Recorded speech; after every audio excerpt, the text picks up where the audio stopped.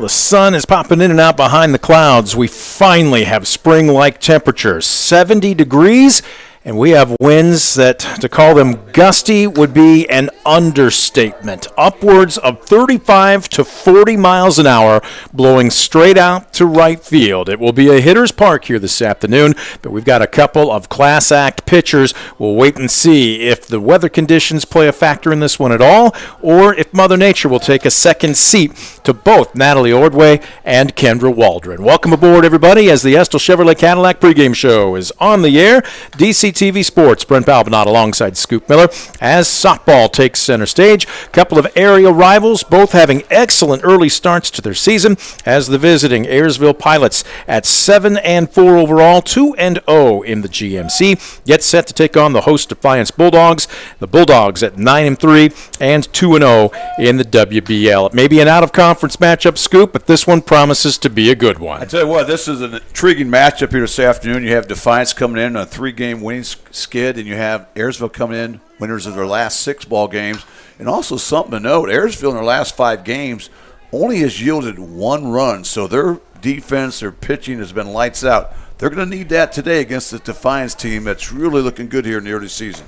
Well, last time we saw both of these two teams, the weather wasn't exactly quite like this. It was windy, but it was also barely above freezing, and it was very, very cold. Just the same, though, Defiance knocked off a good Fairview team by the 10-run rule. And then, of course, against Hicksville, we saw the Kendra Waldron show, 2 home runs and a no-hitter. So let's go ahead and start in the circle. It begs to the obvious, but let's start with the Honey Badger. Number 28, Kendra Waldron. Right now, I think you might have seen her there. She's backing up the play down the third base line.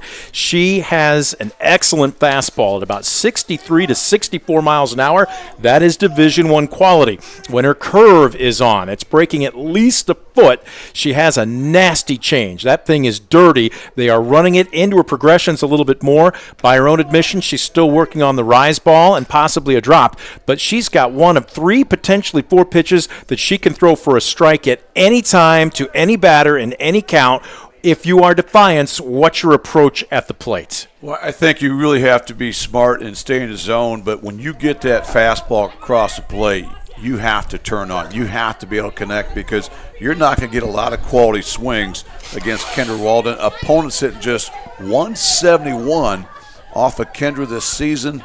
This is her 12th start. She has a whip below 1, so you don't get a lot of scoring opportunities against a pitcher like Waldron. So you have to really grind out at bats, find a way to maybe sneak out a hit with 2 strikes, get those clutch 2-out hits if you want to get the job done against the senior pilot. Yeah, Kendra Waldron has already seen nearly 3 runs per game shaved off her average. Her ERA now sub-2 at 1.81. And we've talked about it. As the weather warms up, you see everybody's numbers get better. But I will bet you money, if you are willing to take this bet, that by the end of the season, Kendra Waldron's ERA is going to be 1 or possibly even sub-1. Well, I would think it's going to be sub-1. You know, you and I have both seen her many times, not just this year, but last year as well. So she's got a high upside. She has a better than 6-to-1 strikeout to walk ratio. That's going to keep you in a lot of ball games right there. You take a look at the Honey Badger as she largely goes the Pilots. On the flip side, a young and up-and-comer in sophomore Natalie Ordway. We saw her last week against a really good Fairview team. She had 1 inning where the game maybe sped up on her just a little bit, but then she settled down. She's got an ERA against 2 wins and no losses of 1.62, and the ceiling is incredibly high for this young lady. It really is. She's only surrendered 2 walks on the season. She has 19 strikeouts, so nearly a 10-to-1 strikeout walk ratio. Opponents hitting just 130 off of Ordway this season. So, you know, if things play out, you would think this is going to be a game where it's a premium for runs, but then you throw in the wind conditions. Correct. Here. The wind's blowing out. I think a routine fly ball could leave the yard here today. So this ought to be an intriguing matchup here. No such thing as a routine out here in Defiance this afternoon. Yeah, you said routine fly ball, not on a day where the wind is blowing strongly out right field to maybe right center. But again, Gusts were as high as 40 miles an hour this afternoon. So anything lifted to center, maybe even right field scoop, is going to get a little help from Mother Nature. On the flip side, if you pull the ball today, you're probably going to see things get knocked down. So defensively, how do you play the outfield from left to right? Well, I think what you do, when you have this type pitcher, I think you have to maybe go early to maybe like a no doubles type defense, especially on the right side there where the ball is going to carry a lot in this wind. So I think you got to keep in front. Both these pitchers not going to give up a lot of hits. So I think you have to make 3 hits, score a run in an inning. So keep your outfield deep here this afternoon. Well, there you saw Natalie Ordway amongst her teammates just chilling right now in the third base dugout as the last of the infield warm-ups are taking place. What we're going to do is take a quick timeout. The Estill Chevrolet Cadillac pregame show is about to wrap. We're getting set for first pitch. Don't go anywhere. You're watching DCTV Sports. Estill Chevrolet Cadillac is this area's new and used car headquarters, earning your trust one satisfied customer at a time. Estill Chevrolet Cadillac, North Clinton Street in Defiance, and online at drivebobestill.com. For the past 70 years, Midwest Community Federal Credit Union has been your financial partner, helping you achieve your dreams and secure your future. Midwest Community Federal Credit Union, with locations in Defiance, Bryan, and Napoleon. Find out more at midwestcommunity.org. Simplify your everyday banking with convenient account options and digital banking features that fit your unique lifestyle. Premier Bank, everyday banking solutions designed for you. Explore solutions today at yourpremierbank.com.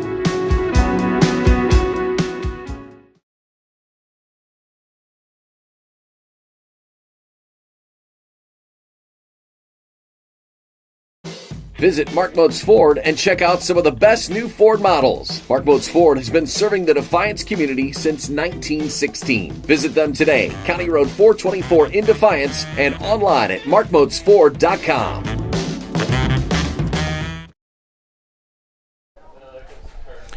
Back at Defiance High School, they have finished up the infield warm-ups, both Defiance and Ayersville. Both campuses, maybe 5 minutes away once you hit Dahmersville. That's how I come in, and then I catch up with Higher on the outside. But if you take Ayersville Road coming down Douglas, provided you stay within the speed limit, of course. You're still talking, only 5 or 6 minutes. These two schools very close to each other. These players, these rosters, very familiar with each other. Out-of-conference matchup, the GMC versus the WBL, but two very good teams having very good non-conference seasons right now. Let's give you the starting lineups, brought to you by Baker Schindler Company, proudly serving the area with the highest quality contracting services for nearly 100 years. Baker Schindler Company of Defiance and Paulding, Baker-Schindler.com. Let's go ahead and take a look at the lineup, the batting order for the visiting Pilots of Ayersville, and they are looking pretty sharp. Starting to come around now that the weather is warming up a little bit. Those batting averages were a little low even just a week ago. But again, Kendra Waldron will lead it off. And Waldron is having some kind of season, hitting .432 right now. She had 4 home runs all of last year, Scoop. She already has 3 this season to go along with 10 RBI. Michaela Sierra, the junior left fielder, will bat second. Batting in the 3-hole, Ariel Brown. Again, Brown is another potential Division I level player.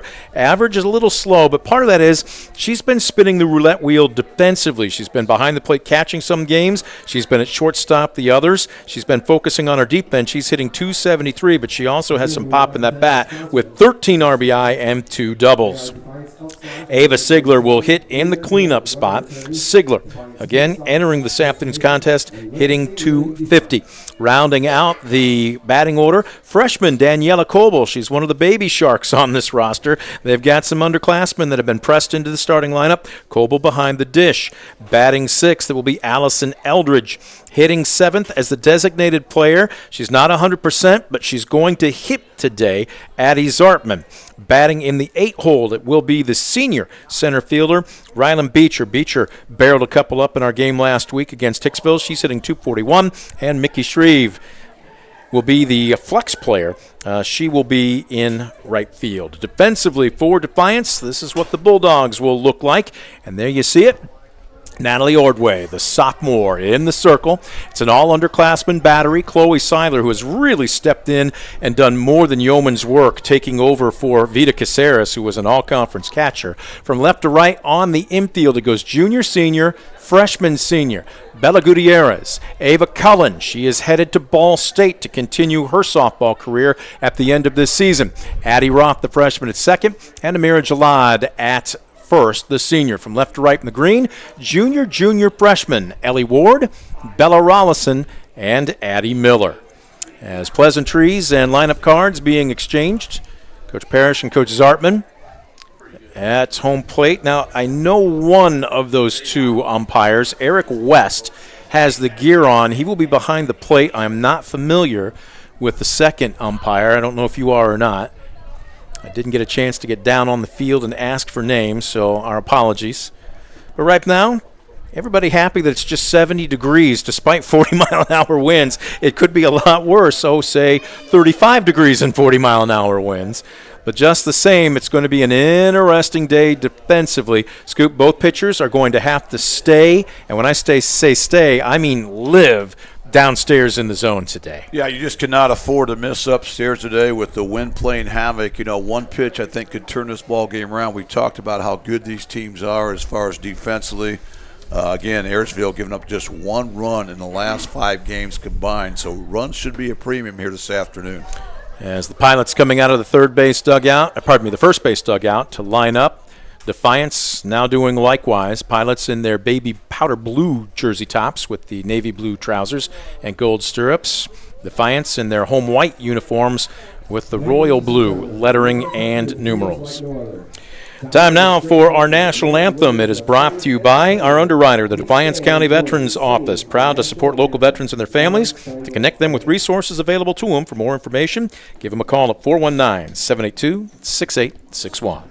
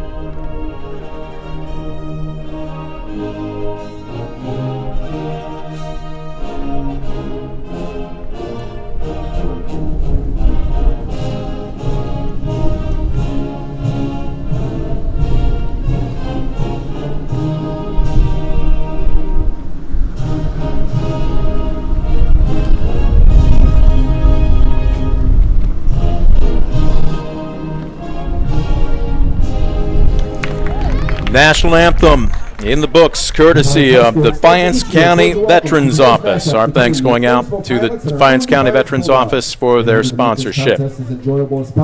One thing that I love, and Scoop, I found this out a couple seasons ago when I was doing some games via the radio. It doesn't matter what game is being played, if it's practice, if it's actually an official game that's already started. Hence, the baseball team has already thrown out first pitch. They think they're into 2 innings across the mezzanine here. Whenever the national anthem is played, everybody stops and comes to attention.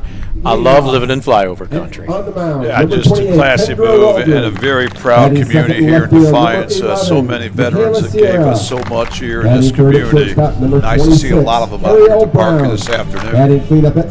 To give you an idea of how strong the wind was blowing, Defiance put their gloves down as they lined up on the third base line, and during the 90 seconds it took for the national anthem to play, roughly half of their gloves blew down the left field line. That should give you at least an indication of just how gusty it is here today. Yeah, it wasn't just the hats that were blowing all over the place. It was the ball gloves that were tumbling down due to that wind. So, wow, it is awfully gusty. And, again, going to be so important, as you mentioned, Brent. Pitcher's going to have to really live low here this afternoon. And one interesting fact, both these teams have a couple common opponents. They both played Napoleon. Ayersville defeated the Wildcats 1-0. Defiance also defeated them by a run 3-2, and both teams played Elmwood.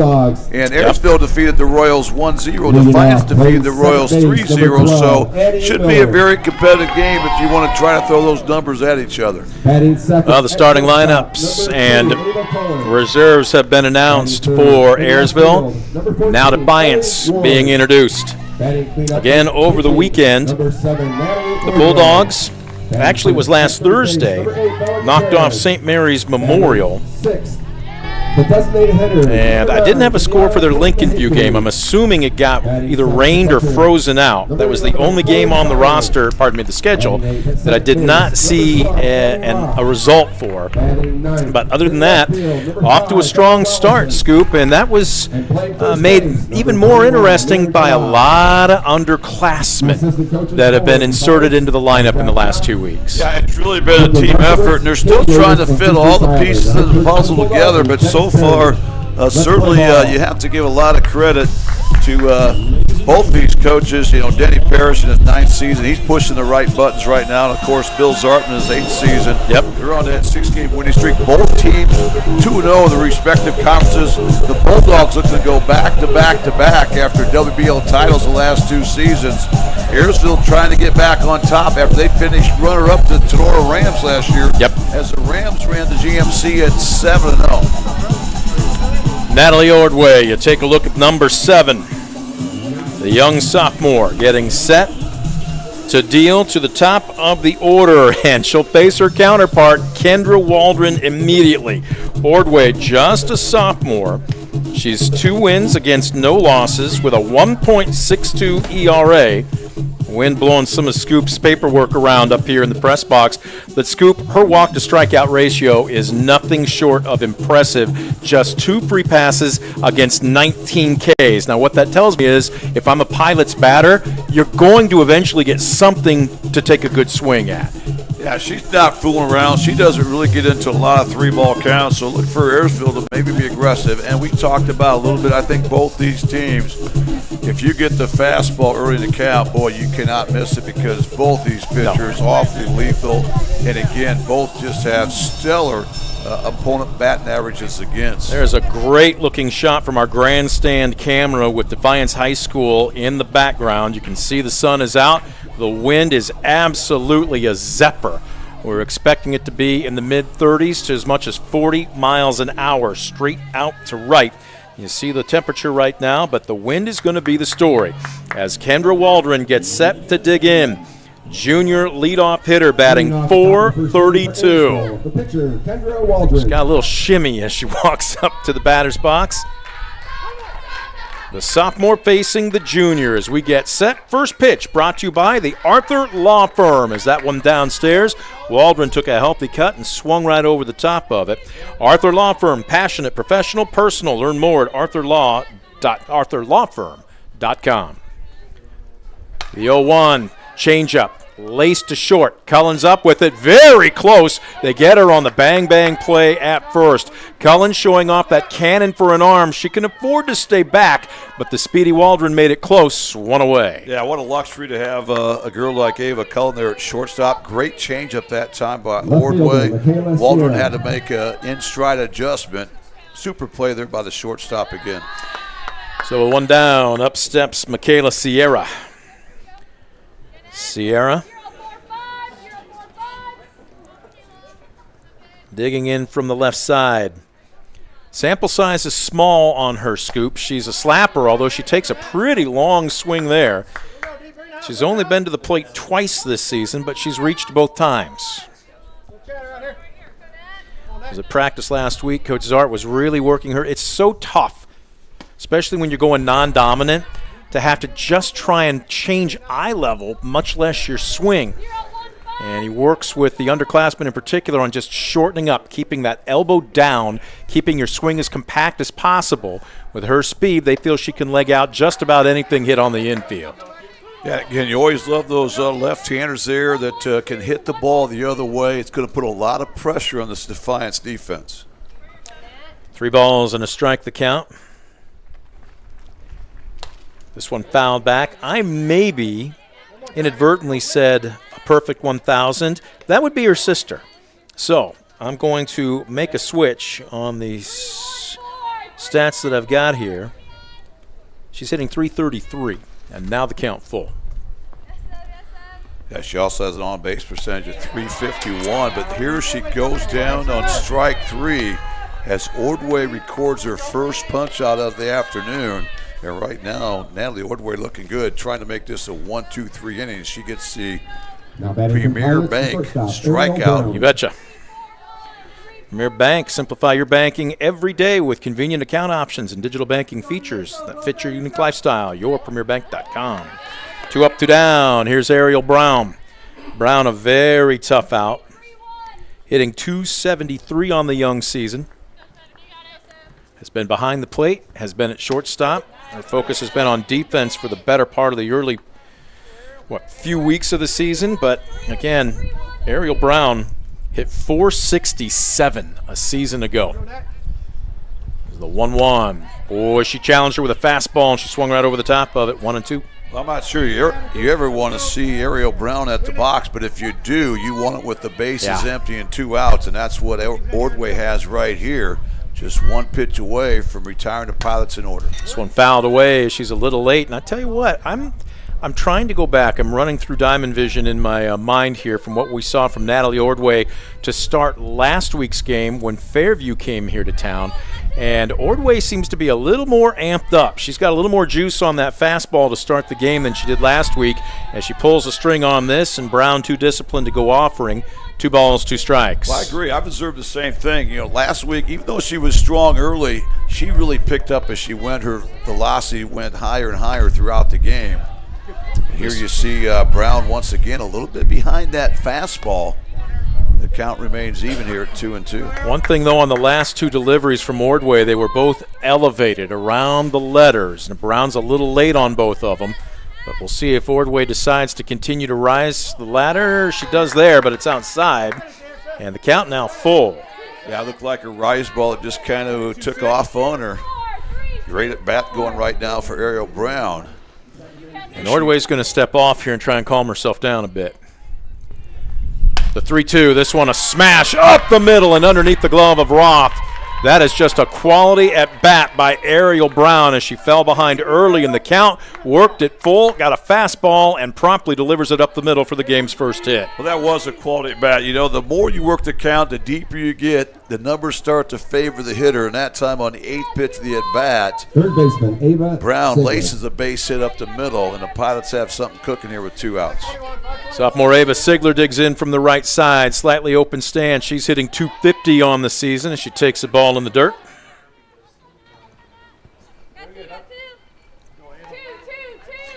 Right now you can hear the defense calling out the situation from the Defiance dugout. You got to force it second on anything hit on the ground. This one chopped straight down in the dirt. Again, with that wind blowing so strong out to right field. Taking a look at the positioning, Addie Miller is a little deeper than usual, but not what I would consider extremely deep. Likewise, Bella Rollison a little deeper in center, but not terribly deep. As a changeup, and that's just dirty. We've seen Natalie Ordway dial that pitch up and just freeze hitter after hitter. That's such an effective change. Some people just have that change to show. She's got a plus change. There it is again. Doubles her up. The runner's off with the pitch and almost sliding over the bag, but Ariel Brown avoids the tag by Ava Cullen. Well, they guessed and guessed right. Down in the count, the pitch was upstairs and outside, and there really wasn't a whole lot Chloe Seiler could do with that. And Brown in at second with a stolen bag, 2-2. This one swatted up the middle, gobbled up by Cullen across the diamond, and that will do it for the Pilots here in the top of the first. No runs on 1 hit. No errors and 1 left aboard. We have played through 1/2 of an inning. Pilots nothing. Bulldogs coming to the plate. You're watching DCTV Sports. Proudly serving the area with the highest quality contracting services for nearly 100 years. Baker Schindler Company of Defiance and Paulding. 419-782-5080. Online at baker-schindler.com.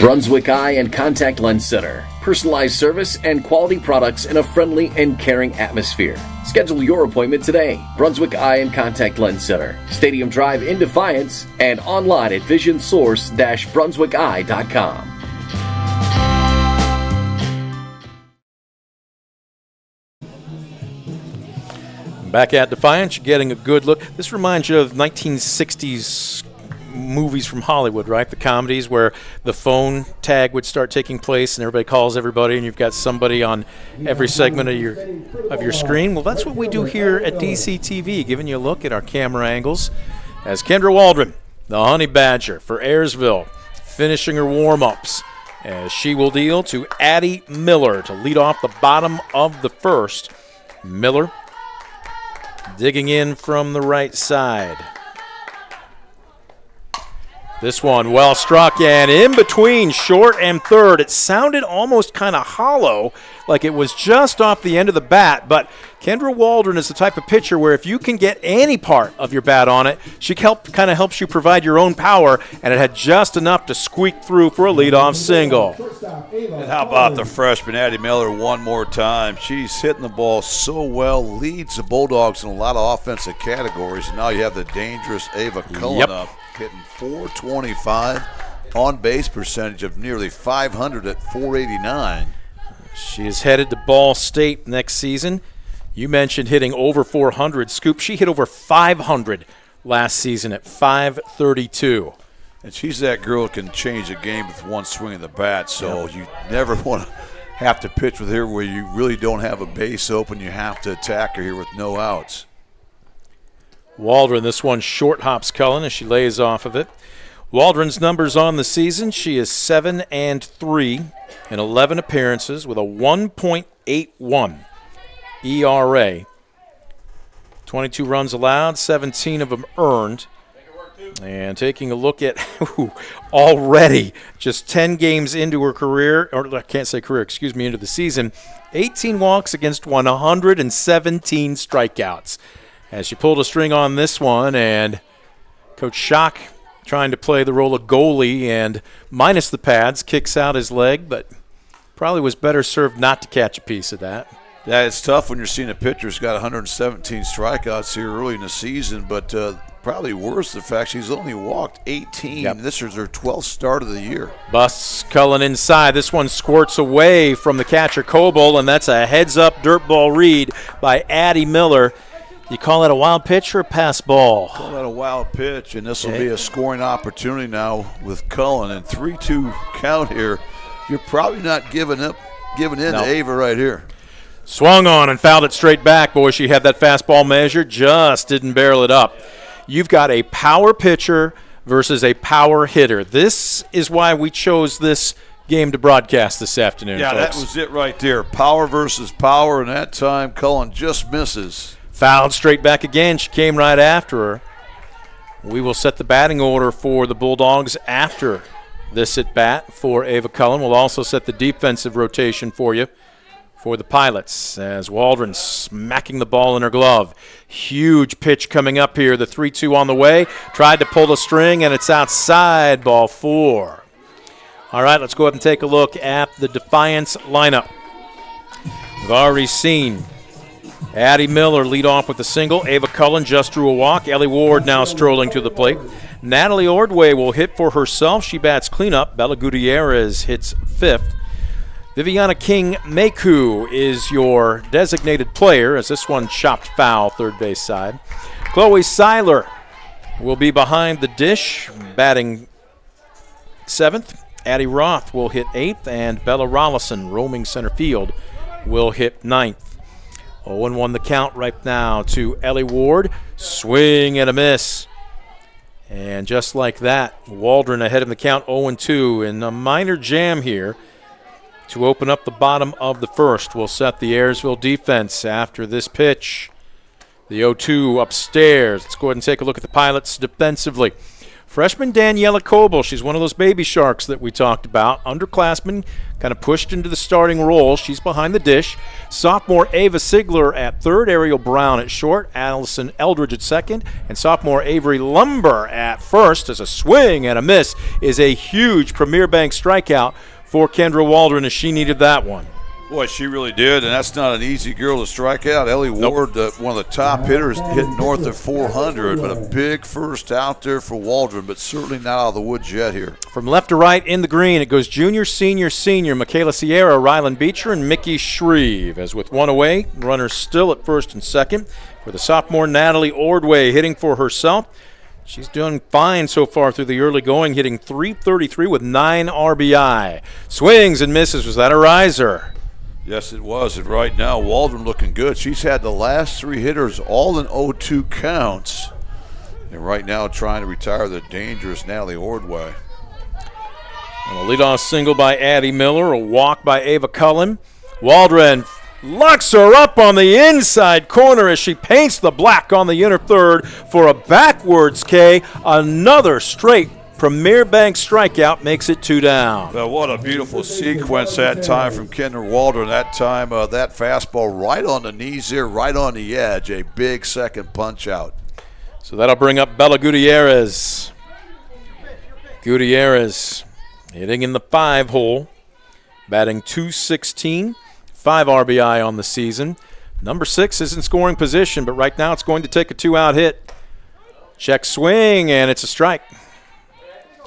Right now, pretty good heat from Waldron, who's really not messing around. She's in a rhythm right now, trying to get out of this first inning jam. And she is working quickly here as she lowers the ladder a little bit, and Gutierrez fouls it straight back. I'd love to see the jugs going on her right now. Scoop when she's on. We haven't seen it quite yet, largely because the weather's been a factor. But she's put about an extra mile to 2 miles an hour on her fastball. She was around 62, 63 last year. She tells me she's up around 63, 64. She really humps it up. But as we've seen, she's got more than one pitch. Well, she does, and she's hitting the 60s already here today. She's come out firing, pitching with a lot of confidence after giving up back-to-back base runners for Defiance to start things out here in this first inning. The 1-2 got her out on her front foot. That's going to have to go down to first, and it's going to be close. Not in time. So a passed ball on a strike 3 call. But the runner advances to first. Bella Gutierrez legs it out. What should have been the third and final out now means the base is loaded for Viviana King-Mayeku. Yeah, that's going to give the Bulldogs another opportunity here to strike first. But if you're Kendra Waldron, you've got 3 consecutive strikeouts. Stay with your stuff here. Attack the zone. Use your defense with the bases loaded. You've got to force any base here with 2 outs. Well, that hurts, but right now, besides Waldron, if you're Daniela Coble, the freshman catcher, you have to flush that. Check swing. She offered the home plate umpire, Eric West, points at her, and the count evens up at 1 apiece. Well, you do. You know, you got a lot of softball ahead of you, so you can't let one pitch affect the next. Flush it. Go on here right now. A big 1-1 pitch coming up for Kendra Waldron. This one misses way above the letters, actually above the visor of King-Mayeku, who's hitting just $158. Normally plays the outfield, but today is your designated player. And ahead in the count, 2-1 as Waldron deals. Swung right over the top of it, strike 2. Oh, nasty looking change up that time from Waldron. That's a lot of confidence. You know, you're down the count 2-1. You pitch backwards there. You get right back in at 2-2. You don't want to go 3-ball count here, where all the runners will go in motion here with 2 outs. 2-2. Got her swinging, strike 3. It took an extra one. Make it 4 straight strikeouts. You don't see that often in an inning. But again, Kendra Waldron got into a jam, and she pitched her way out of a jam. For Defiance, errors and a Bulldog left on every bag. They cannot score. We're through 1. Pilots nothing. Bulldogs nothing. Top of the second. When we return, you're watching DCTV Sports.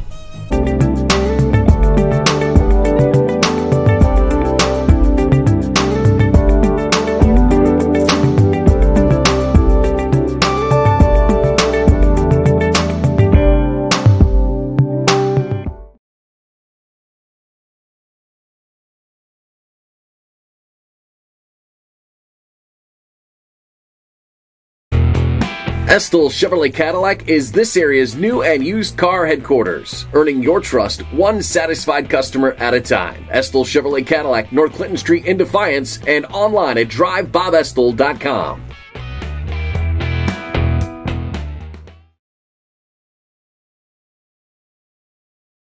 For the past 70 years, Midwest Community Federal Credit Union has been your financial partner, helping you achieve your dreams and secure your future. Midwest Community Federal Credit Union, with locations in Defiance, Bryan, and Napoleon. Find out more at midwestcommunity.org. Top of the second inning, no score between local rivals. Ayersville visiting Defiance this afternoon on a near 70-degree day, but very gusty winds. You can hear them over our crowd, Mike. It's been off and on. It was nonstop earlier as on a 1-0 count, Daniela Coble sends an absolute scorcher down to first, and Amira Jalad with cat-like reflexes takes away what would be at least a single, if not two extra bases. Wow, what a great play by Jalad that time. That ball jumped off the bat, looked like it was going to get down the line for extra bases, but Jalad is able to make the stab there, and a quick first out for Natalie Ordway. So 1 up, 1 down for Allison Eldridge digging in from the right side. Eldridge hitting an even 300 entering today's contest as Ordway checks her wristband, going through her progressions. The 1-0. Boy, she is making a living off of that changeup, and right now, still first trip through the lineup for the Pilots. They're having problems timing her up.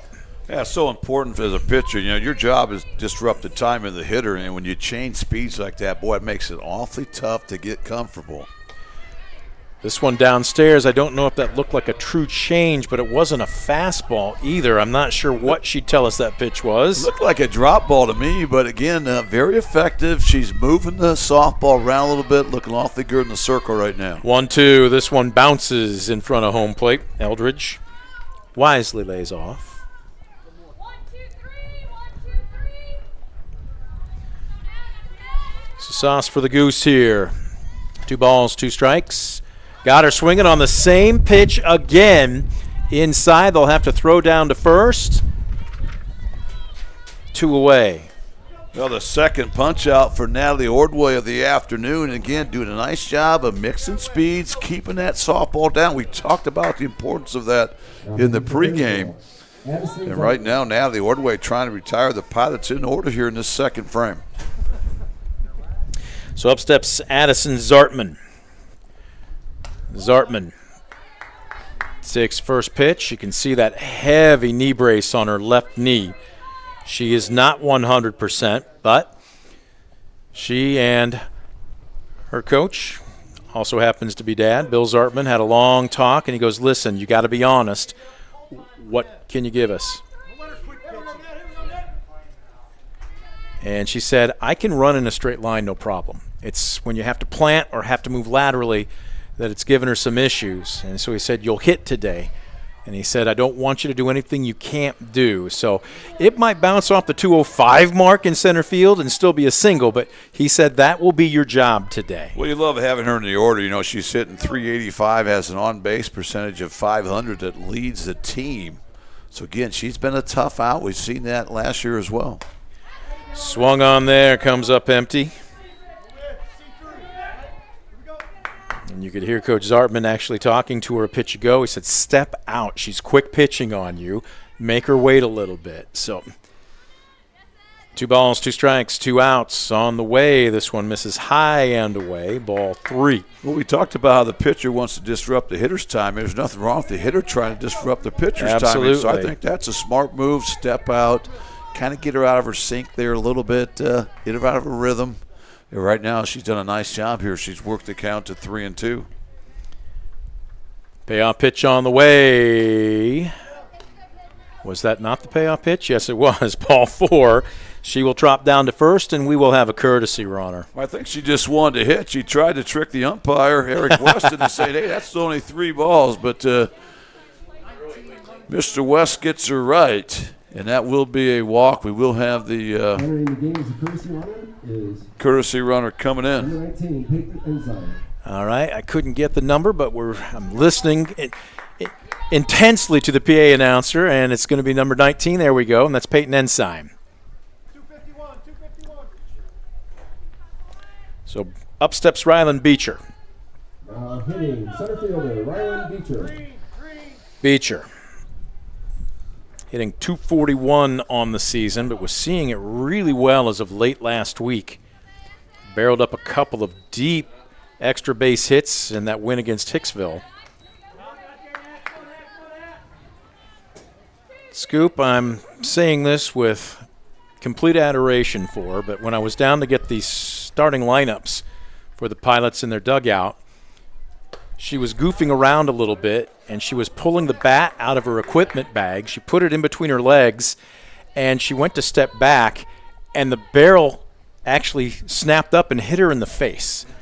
So I'm like, okay, that would make an interesting headline. Senior center fielder suffers freak injury and is out for a game or two, but she just laughed it off and said she was fine. But they don't need any more injuries in that Pilot dugout.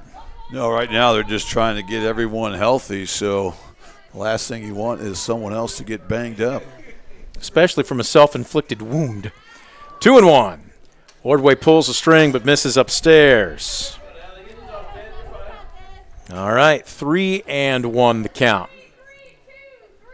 Yeah, just the second 3-ball count given up by Natalie Ordway, but the last one in Zartman reached first with a walk.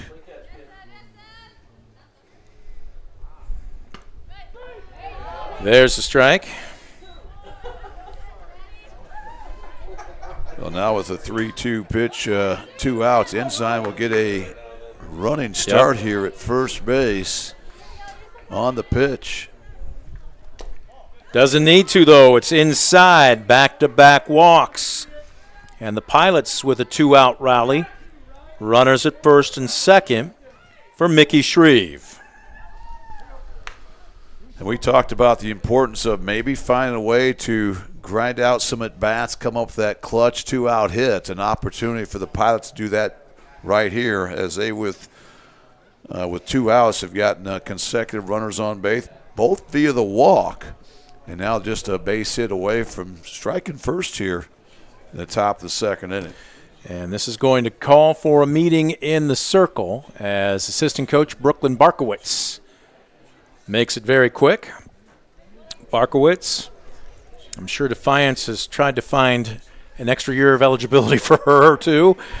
Standout player here for Defiance and had a very good college career at St. Ursula. And is back as an assistant coach here. Yeah, just so many great players that come through Defiance. We talked about they're coming off back-to-back WL championships. There's a base first hit pitch up the middle. swinging. Shreve sends it up the middle, and they're going to hold Ensign up. Boy, she was coming with a purpose around third. Coach Zartman, though, there's no running through his stop sign.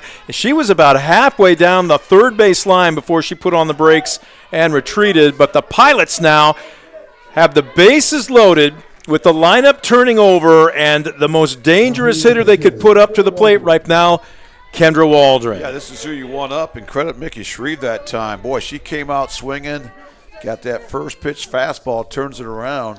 This one's going to bounce in to Kendra Waldron. But a great call that time by Coach Zartman, putting on the brakes, because Isabella Ralston threw an absolute dart from center field. Waldron pops this one up, and it drifts foul down the right field line. Well, if you're Kendra Waldron, it's no secret Natalie Ordway has no room for error here. So are you sitting fastball? Are you zoning up and treating this like a 3-0 count, looking for one pitch in one spot? What's your approach? Well, I think you'd be selective, being 1-1, and there's one that's going to miss inside. And right now you're into hitter's count. She does want to go a 3-ball count, so right now is where you're looking for something. You're maybe sitting dead red looking for a fastball that you can drive somewhere. She's ahead in the count. Most likely going to be sitting fastball with a 2-1. This one chopped third base side. Gutierrez has to hustle, quick throw, not in time. The run scores.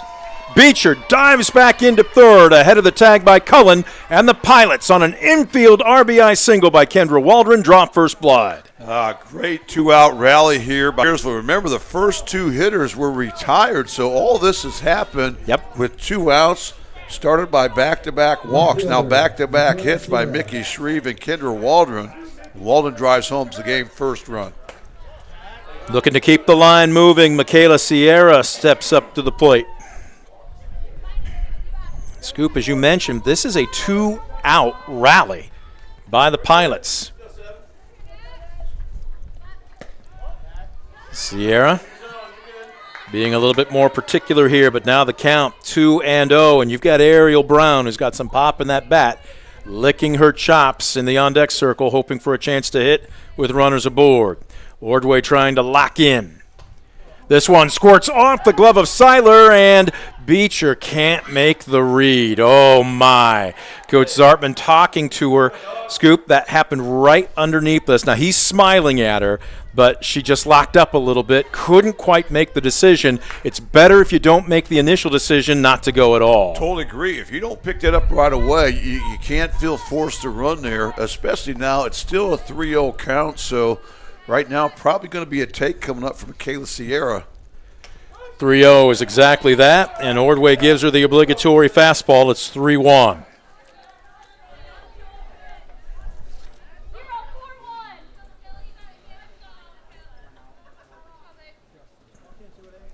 Ordway deals.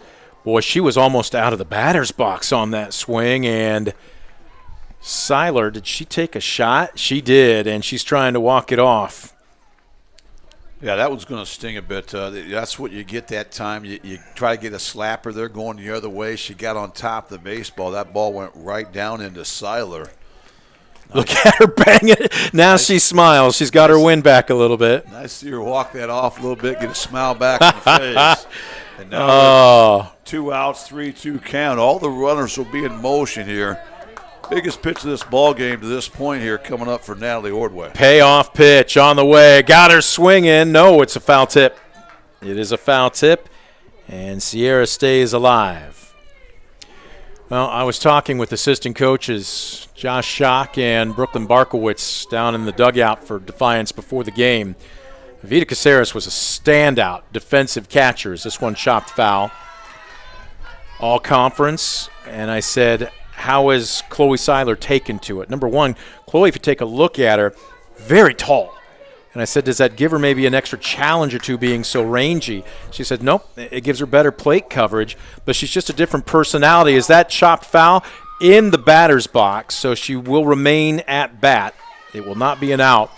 But then also Coach Schock said, but also just a different personality. He said, Chloe's just, look at her. She's joking around with her right now after taking one basically partially off the chest protector. Having some fun, despite this being arguably the most intense spot in the game, as this one's a chopper over the mound. Cullen has to hustle. They get her by half a step. If Cullen is even a half a step later fielding that softball, another run scores. Instead, the Pilots will leave them loaded. They will have to settle for 1 run on 2 hits, no errors, and a Pilot at every bag. We will head to the bottom of the second. Ayersville 1, Defiance nothing. You're watching DCTV Sports. For the past 70 years, Midwest Community Federal Credit Union has been your financial partner, helping you achieve your dreams and secure your future. Midwest Community Federal Credit Union, with locations in Defiance, Bryan, and Napoleon. Find out more at midwestcommunity.org.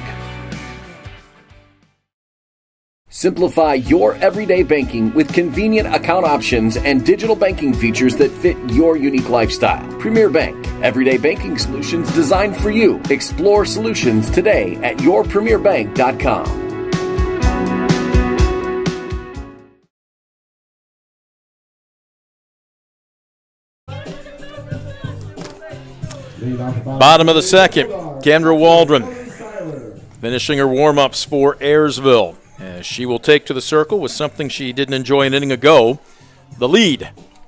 As her teammates staking her to a 1-run tally. It could have been a lot worse, though, for Defiance as they left them loaded. As Waldron will deal to 7, 8, and 9, bottom of the order. Seiler, Roth, and Rollison. Chloe Seiler appears to have shaken off the foul ball off the side of her chest protector as she takes a strike on the inside corner. That was nasty. That was, and right now Waldron trying to get that much-needed shutdown inning. You know, the offense got her run. She was a big part of it, obviously, but now you want to throw up a zero here, keep all the momentum on your side of the field. Deal. Seiler tries to bunt right through the pitch, and now down on the count, 1 ball and 2 strikes. Waldron doing an excellent job of keeping that softball downstairs, making it awfully tough to bunt here. Because that time trying to push her way on for bunt hit was Seiler. The 1-2. Got her swinging, strike 3. Boy, good looking heater that time. Once again, tremendous sequence by Kendra Waldron as she gets her 5th Premier Bank strikeout. All 5 in succession here. We're only 1 out into the second inning. Well, she had a rare 4 strikeout inning in the first after the pass ball that allowed the runner to get down to first. You know, if you want to pad your stats, Kendra, we won't argue with you. 0-1 the count to Addie Roth, the 8-hole. Standing off the plate a bit, she squares the bunt. This is a beauty up the third base line. It's going to be a tough play, and the throw's not in time. Addie Roth with just a beautiful bunt that went maybe 2, no more than 3 feet up the third base line and then just died. And there really was no play for Ava Sigler. There was no play for anyone. Great job that time by the freshman, Addie Roth. I don't think you could have placed that softball in a better spot, as that's a base hit all the way. And now the Bulldogs have the tying run on first with just 1 out. Brings up the 9-hole, Bella Rollison, the very fleet of foot center fielder. Rollison still trying to establish her batting average this season. Well, she handles the bat well, so she might be one that's looking to maybe just try to hit behind the runner, move them up somehow, maybe even slap down a bunt. We'll see what Defiance has up their sleeve here. Well, again, with her speed, Scoop, just put it in play. No question. She's so athletic. You love to see her get untracked offensively. There's the bunt attempt. That's going to be fouled back. And they're going to it's going to be they're going to call it a pass ball? So it okay. will be a strike, but a pass ball.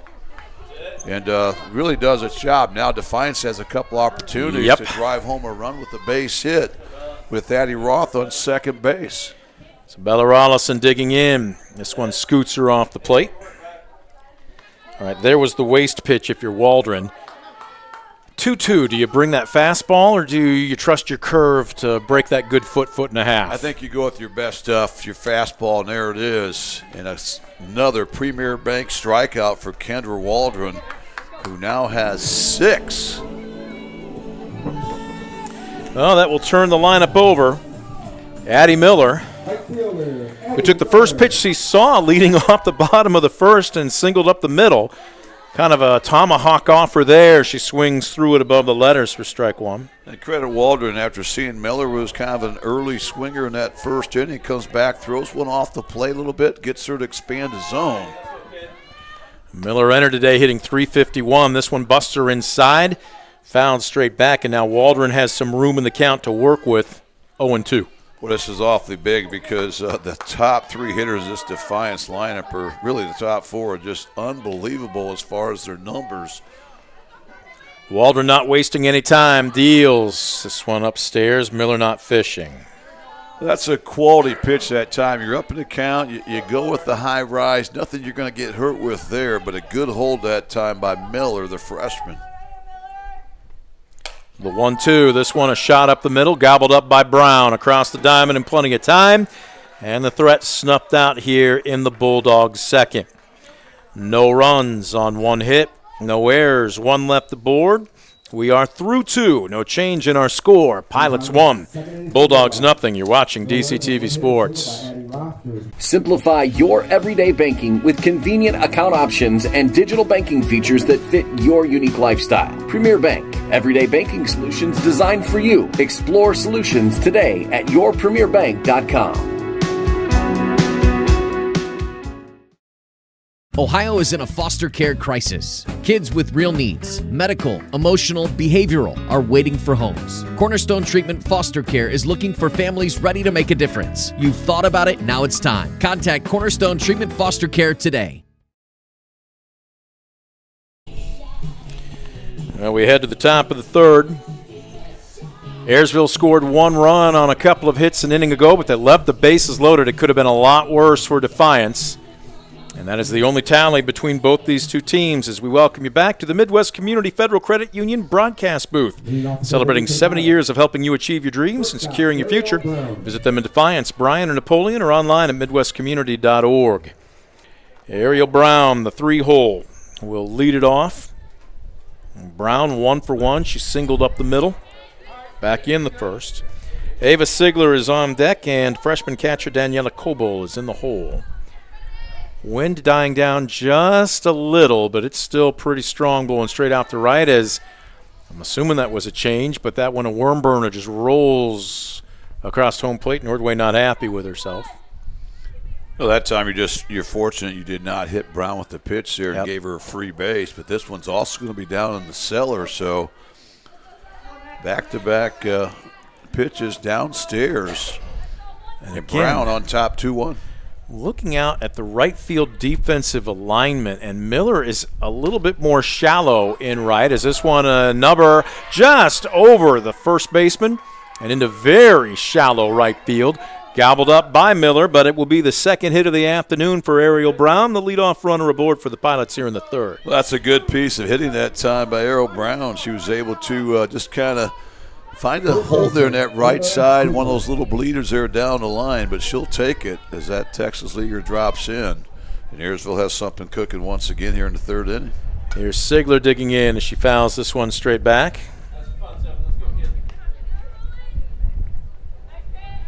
Sigler 0 for 1 with a ground out to short to end the first inning. Coach Zartman, instead of doing hand signals, he's just yelling them out audibly here. This one slapped to second base. They'll go to second for 1. The relay is not in time. Now, I did not see the initial call, but it looks like the runner at second is safe. All right, so Brown is safe at second. I think Ayersville got a break. Coach Parrish is not happy, and he wants a word. Brown went in standing up. I think she would have been definitely safe with a slide. She went in standing, which slowed her down a little bit there as she was stopping on the base. But that time the Pilots may have caught a break there. Well, the field umpire is now going to have a conversation with the home plate umpire. Eric West will come out. Like you, I was surprised that Brown didn't slide. She short-stepped the bag. It was very close. This is where, again, when you only have 2 umpires and 1 in the field, it makes it a little bit more difficult. And the conversation continues, and the only question is, did the home plate umpire see enough to change the call? And the call will stand. Yeah, I mean, that's certainly the base umpire's call. You know, they got together, but, again, I don't think you're going to overturn that from home plate. So right now, if you're Ayersville, you have to cash in, take advantage. You've got the table set here with Brown on second, Sigler on first. Daniela Coble at the dish here. Yep. Coble 0 for 1, but not for a lack of a quality at bat, as she sent a screaming liner at first base. First pitch swinging here. This is a short one into right field. There'll be a play at the plate, and now a rundown. Oh, my goodness. Brown is caught, and she's going to be tagged out at third. She was all of about maybe 4 steps away from home plate, and Scoop, I thought she'd just keep going. Instead, she put on the brakes and got caught in a rundown. Yeah, I think in that scenario, you know, once you've committed, you just got to go. That ball short hopped. Chloe Seiler, Defiance catcher, but Seiler made an excellent play and then did the right thing. Chased her back to third, got rid of the softball in plenty of time. And that time, Ayersville just sort of gave up an out on the bases there with aggressive base run. Yep. So score at 9-2. That is a huge out as it keeps a big insurance run off the board for now for Ayersville. But still, the threat continues. Runners at first and second with only 1 away for Allison Eldridge. And she squares to bunt. This is a beauty up the first base line. The only play will be at first, and it's off the glove of Jalad. 1 run is home. They will go ahead and hold Coble up at third. The throw was there. Jalad maybe just a little late getting her glove up. She might have also possibly been distracted by the base runner, but that's going to be an error. Ayersville won't argue with it, as that's the second run of the ball game. Yeah, it's going to go down as a sack bunt, but an E3. That's going to bring home Sigler, who was on second base. So right now, at least that run is unearned. But Ayersville playing a little small ball there, put a little pressure on that Defiance defense, and they buckled that time. And right now, Ayersville has an opportunity to put up a crooked number here in the third inning as they have runners on the corner and just one Ayersville out.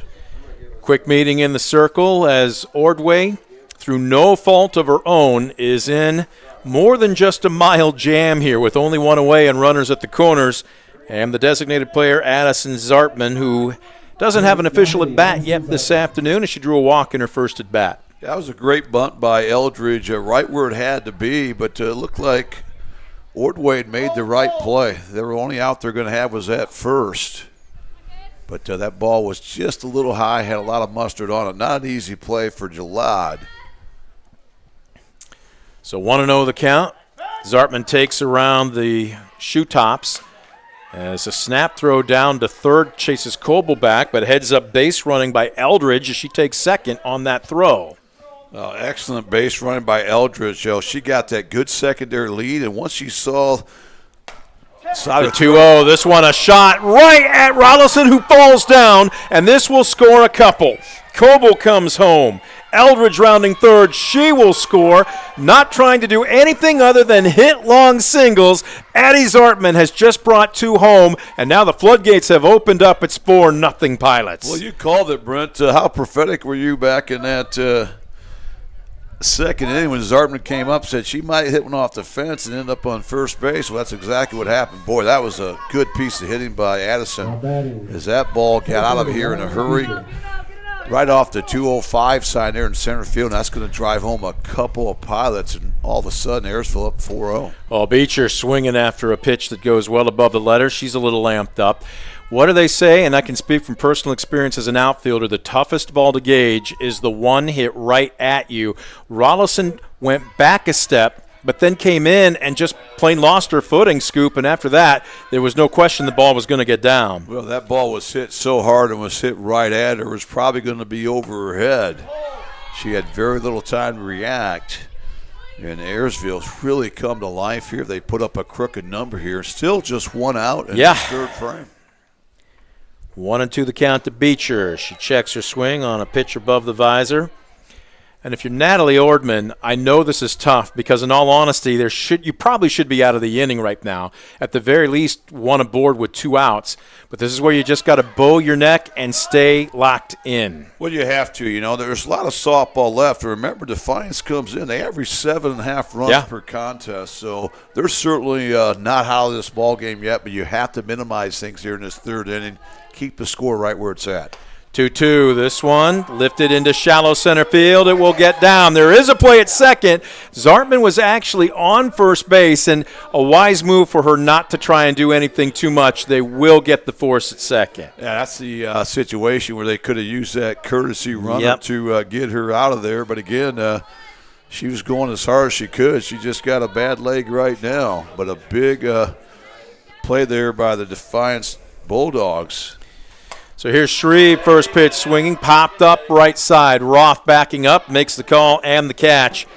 And that will retire the Pilots here in the top of the third, but not before they come up with a big crooked number. 3 runs on 4 hits, 1 error, and 1 left aboard. We'll head to the bottom of the frame. Bulldog offense has some work to do as they trail 4-0. You're watching DCTV Sports.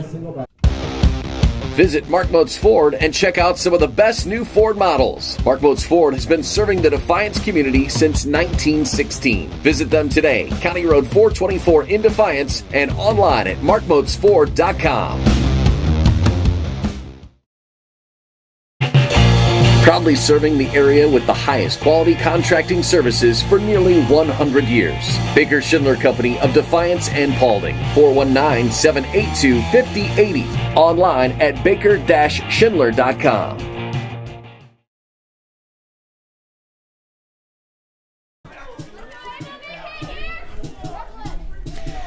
Bottom of the fourth we go. Second trip through the lineup for Defiance. They've got some work to do offensively as they trail visiting Ayersville 4-0. Kendra Waldron, Ava Cullen. Two of the best, not just in the area, but in the state, going after each other here again. Now batting for the Bulldogs, Ava Cullen. Cullen, no official at bat as she drew a walk back in the first. Really the only Defiance threat. Ooh, she took a hack there and fouled it straight back. 0-2. Now if you're Waldron here, are you looking for location or are you looking to change up a pitch? I think you're looking location right here. And there's a great Popped up, foul territory, hustling in, snow cone catch made by Sigler in foul territory. Boy, that ball went in and out of her glove at least twice. A ton of English. By the sophomore Ava Sigler to stay with it, but a tremendous pitch by Kendra Waldron that time as Cullen had to kind of reach downstairs for that softball. Not much she could do. Fantastic effort there from Sigler and a big first out, retire Cullen. So here's Ellie Ward digging in, 0 for 1. Struck out swinging for the first out in the first. Winds have picked back up again. So Swan above the letters. She swung right through it. I'm looking at the stars and stripes down the right field line, and the flag is as strong and as stiff as it has been all game long. And if it's not 35 plus, then I don't know what it would be. It is a zephyr. Right now, Waldron pitched with a lot of confidence, pitching with the lead, attacking the zone early. Fouled straight back. Yeah, I don't believe it's 21 miles an hour. It is stronger than that. And there you take a look at it. So far, though, with maybe one exception, Scoop. Oh, there's a calm third strike as she paints the black on the out of third. A backwards K for another Premier Bank strikeout. Now, how about Kendra Waldron continues to hit her spots, and now she has 7 strikeouts on the afternoon. They're right now trying to retire the Bulldogs here in order for the first time this afternoon. Ordway will dig in, 0 for 1 with a backwards K herself. That back in the first inning. You see Ordway on the season. About 1 every 3 trips up, reaching a board, but swings through that riser and 0-2 the count.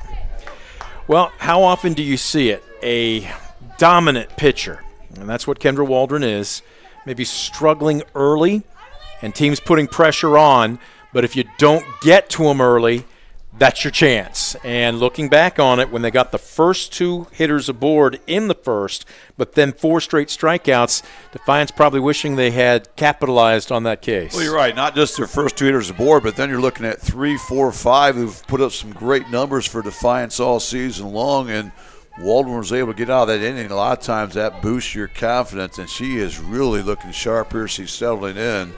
Right now, just a strike away from retiring Defiance. 1, 2, 3 here in his third frame. The 0-2, Waldron deals. Ground ball underneath the glove of Brown and into left field.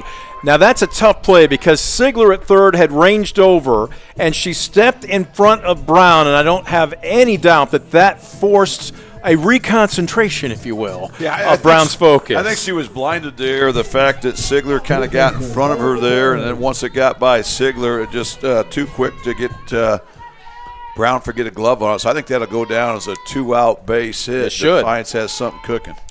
So here's Gutierrez digging in. A little bit of a smaller target as she takes ball 1. Bella struck out swinging back in the first for the 3rd strikeout of the inning, but a passed ball allowed her to get down to first. And hence, as we were talking earlier in the broadcast, Kendra Waldron with one of those rare 4 strikeout innings. I'm sure that's not the first time Kendra's done that. The fact that she's got such great stuff. not always easy to catch the way her ball moves. But again, those came at a good time. You talked about how Defiance got their first 2 runners on base there in that first inning, and a third one on with the strike 3 wild pitch by Gutierrez. 2-1. Pulls a string and paints the inside corner. That's a great 2-1 pitch. Nothing you're really going to do with that pitch. Not only on the corner, but right at the knees. And now 2s are wild here in the third inning for the Bulldogs. On the way, swing and a miss, she got her. Another Premier Bank strikeout for Kendra Waldron, her second of the inning, and that will sit the Bulldogs down here in the bottom of the third. No runs on a hit, no errors, and 1 left aboard. 3 in the books here at Defiance. Ayersville 4, Bulldogs nothing. You're watching DCTV Sports.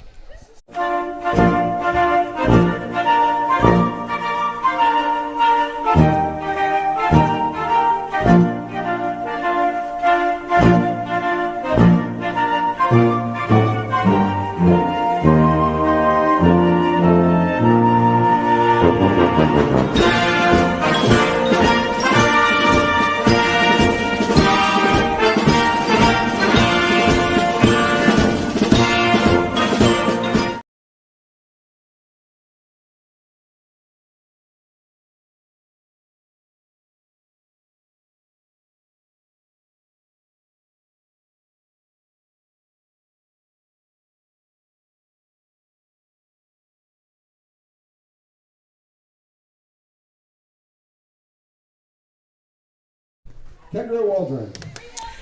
Back in the Midwest Community Federal Credit Union broadcast booth, Brent Balbanon alongside Scoop Miller as we've got what we anticipated, a dandy of a softball game here this afternoon. It's visiting Ayersville, leading host Defiance by a score of 4-0. Pilots doing the bulk of their damage an inning ago with 3 runs on 4 hits, a critical error. As the lineup turns over again, Kendra Waldron smashes this one to second. Roth with a tremendous backhanded stop, and that is some fancy leather by the freshman second baseman to steal a leadoff hit. That really was. When you throw out Kendra Waldron on a tough play up the middle, you're doing something right there. Credit to Addie Roth. That's a fantastic play and a big first out to retire the leadoff hitter, Kendra Waldron. So up steps Michaela Sierra as she squares to bunt and fouls it straight back. Sierra 0 for 2. She struck out swinging in the first and grounded out to short in the second. Yeah, it was a fantastic play by Ava Cullen that retired her in that second inning. That looked like an infield hit all the way, but fantastic play by Cullen. Well, it also saved a run for Defiance at the time, or this game might be 5-0. But right now 0-2 the count in her third at bat of the afternoon to Sierra. You see Sierra hitting pretty healthy .333 as the left-handed slapper. Since this shot, another nice backhanded stop by Roth. The ball is finding the freshman right now, and she has been more than up to the challenge as she flashes a huge smile as the infield gets together and gives her a little congratulations. Yeah, tremendous back-to-back plays by Addie Roth. That ball was hit well there by Michaela Sierra. But the Defiance defense just a little bit better. So here's Brown stepping in, 2 for 2 on the afternoon. But as Coach Parrish and the Defiance dugout would prefer, base is empty and 2 away. Oh, no kidding. She's one of the top hitters here in Northwest Ohio. Just a fantastic athlete and softball player. If you are going to pitch to her, you want it to be with the bases empty and 2 outs. Which we have right here. The 1-1 inside. We've talked about the wind. I'm sure you can hear it right now over our crowd mic. But with one exception, Zartman's fly ball deep to center field that just cross-footed Bella Rollison. I'm trying to think, has there been another ball in play that the wind has really had a detrimental effect on, at least for the defense?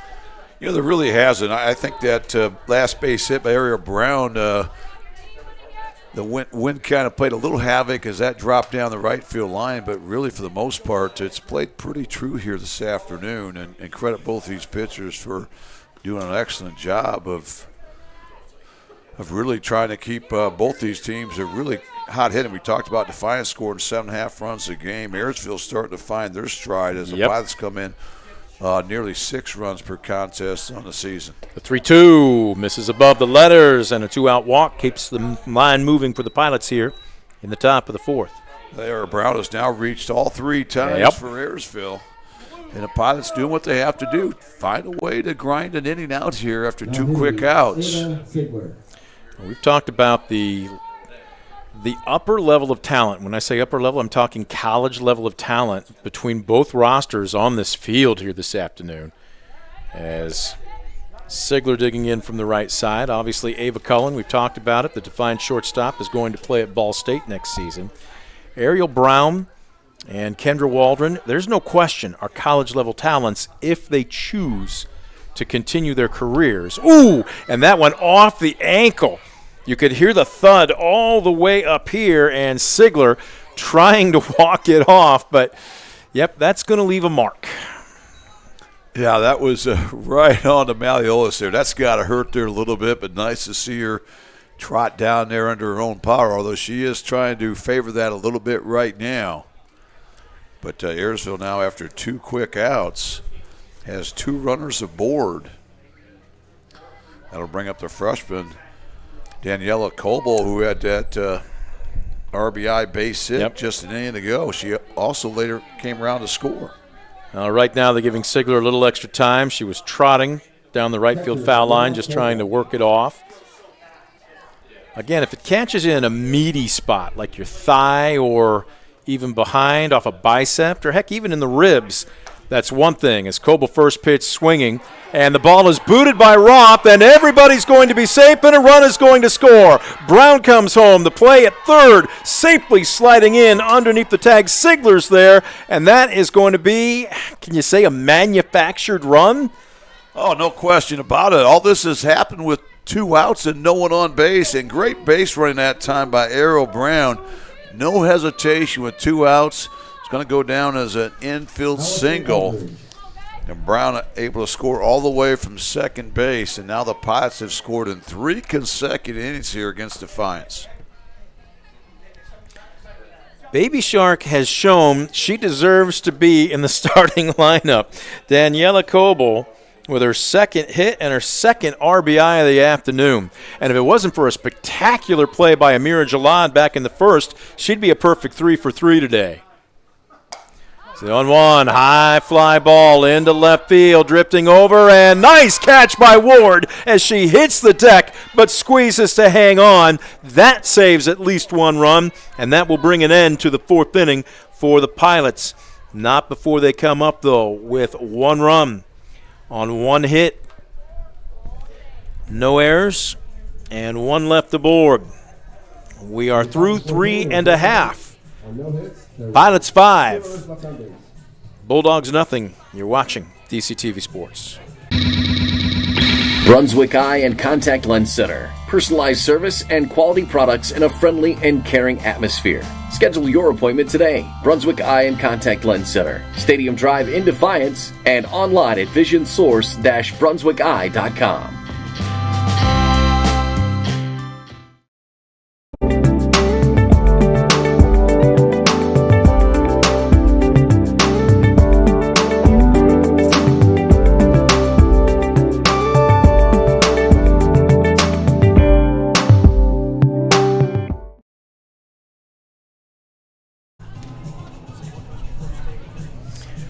Well, 5 runs for the Ayersville Pilots. They have scored in every inning but the first, doing the bulk of their damage with a 3 spot in the top of the 3rd. Starting pitcher Kendra Waldron doesn't need a lot. As a matter of fact, her ERA has dropped considerably. It's sub-2 now at 1.81. Scoop, as the weather continues to warm up, you and I both believe it'll be around 1, probably sub-1 by the end of the season. So 5 runs right now. You would think, going out on a pretty sturdy limb here, is plenty of cushion for one of the best pitchers, not just in the GMC, but in the entire state. So what's your approach right now? Still looking to get through the full 3rd trip through the lineup for Defiance. Do you be particular here? Do you zone up from the first time you step in? What do you do to try and at least put a few base runners aboard? Well, you try to get on any way you can. That's a great just start like that. Right there is this time King Maeku wears the first pitch she sees. There you go. Take one for the team and wear one. Well, again, you've seen her now. You know, most players have seen her a couple times now, so you've got a little idea what she's doing. Again, you have to stay in the zone, but she gives you that pitch or an account. You still have to be aggressive here after it.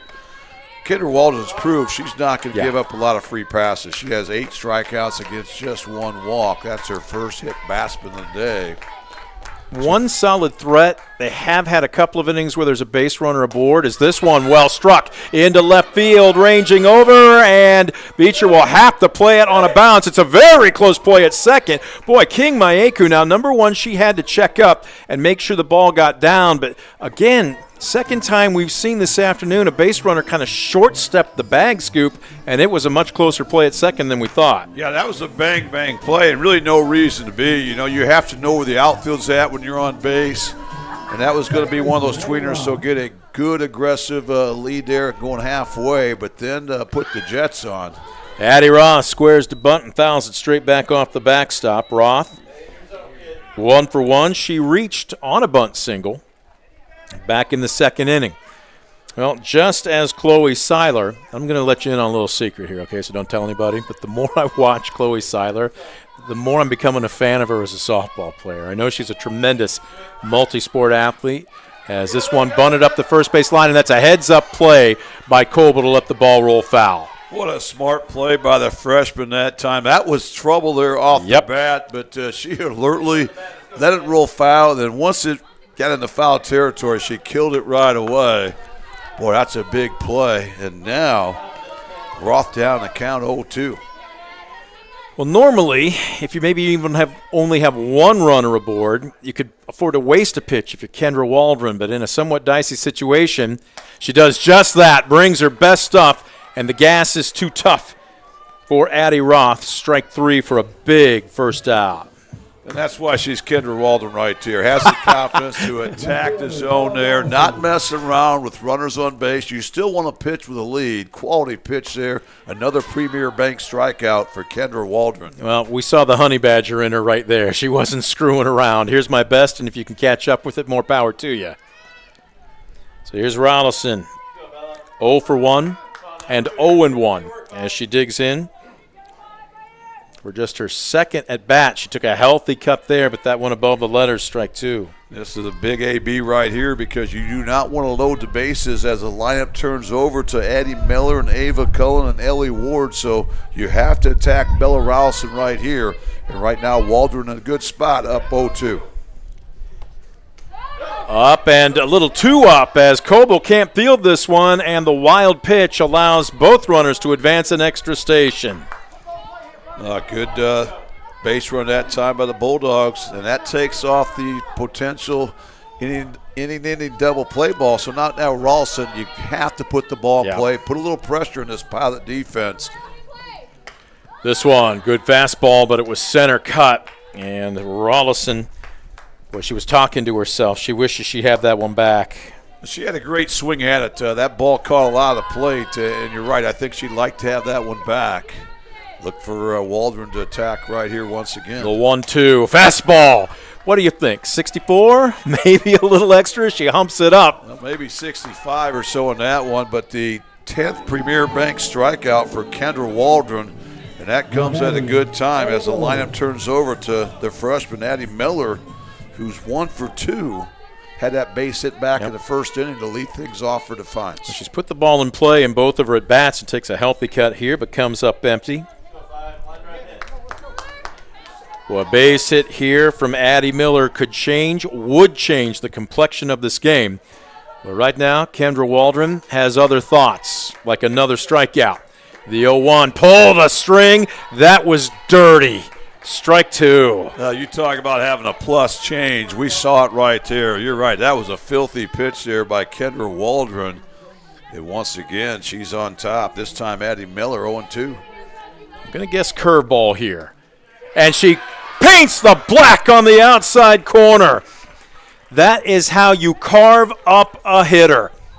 And that is another Premier Bank strikeout as Kendra Waldron strikes out the side here in the bottom of the fourth. And another woulda, coulda, shoulda inning for the Bulldogs. No runs on one hit, no errors, 2 left aboard, both in scoring position, unable to bring anybody home. We'll head to the top of the fifth, visiting Pilots with a 5-0 lead. You're watching DCTV Sports.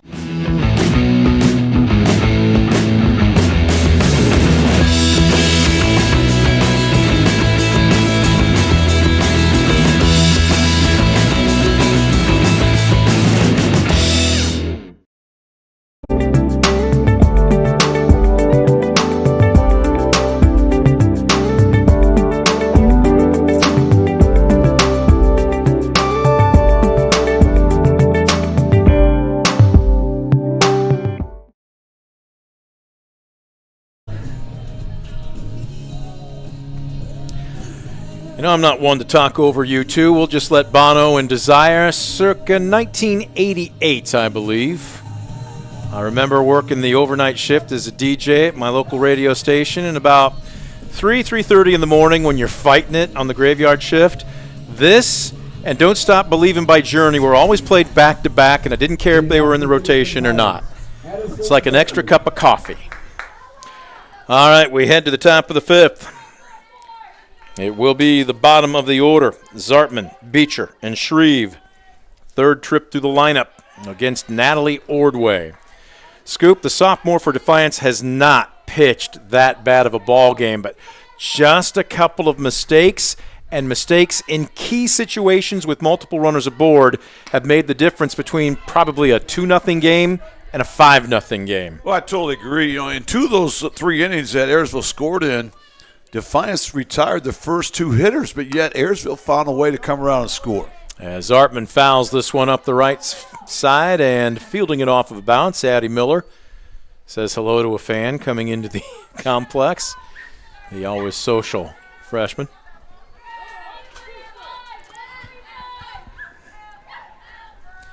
Zartman 1 for 1 with a walk. Had a deep single that basically bounced off the grass and rolled all the way to the 205 mark in center. And as I say that, look how deep Bella Rollison is playing this at bat. And did that paint the black? Yes, it did. Zartman will go down looking. Now the third Premier Bank strikeout for Natalie Ordway is that time fooled Zartman, who was looking for something else. And she did paint the black right on that outside edge. A big first out for Natalie Ordway. Rylan Beecher, also 1 for 1 with a walk and a single, digs in. Rollison takes a couple of steps in at center field, but, nasty change. Ordway doesn't get the call. But as I'm looking here, I'm not sure if this is maybe the scouting report or maybe just watching again, the Stars and Stripes really start to howl even more.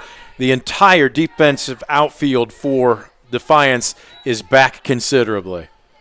Yeah, and understandably why, because the wind is really just, you talk about gusting. It's very severe right now, and it's going to be hard to hit one over Addie Miller's head without leaving the yard. I mean, she's near the warning track, as is Bella Rousey in center field. 1-1, popped up, right side, over into the bullpen. Well, the dimensions here at Defiance are pretty much equal. 205 down the right field line, 205 straightaway center field, 205 down the left field line. 1-2. Ordway takes a deep breath, works quickly, and again, we've seen a couple worm burners from her on that pitch. I'm assuming that's a change, but just doesn't quite have the grip on it. And the count now evens up at 2-2. This one popped up, foul territory. Jalad drifting back. Nice job to stay with it. Squeezes for 2 down. Yeah, quality pitch that time by Natalie Ordway. Frustrated at herself. She couldn't locate that changeup. Then she comes right back, hits her spot there, induces the pop fly there to Jalad. And now Ordway looking for a 1-2-3 5th inning. She hasn't had one so far this ball game, as that one short hops and goes off the mask of Chloe Seiler. She's taking a beating back there this afternoon. The Whirlpool's going to feel awfully good for the sophomore catcher for the Bulldogs. And credit Ayersville for the reason that Natalie Ordway doesn't have that 1-2-3 inning. You know, Ordway's retired leadoff hitter in all but one inning, but yet Ayersville finds ways to grind out at bats. We've seen many 2-out hits by the Pilots, and obviously timely hitting when you're being very selective to play, it's going to go a long way. And right now, Ayersville enjoying that 5-0 advantage. 1 ball, 1 strike. Ordway checks her wristband, and a little confusion as she's trying to go through her progressions. And checks the dugout. Gets the call and misses outside. And the top of the order is standing in the on-deck circle, and Kendra Waldron. The last time these two met was 2 years ago right here at Defiance, where the Bulldogs had a 1-0 victory over the Pilots. Oh, a late swing just off the tip of the bat. And Shreve stays alive, but now going to have to be protecting with 2 strikes.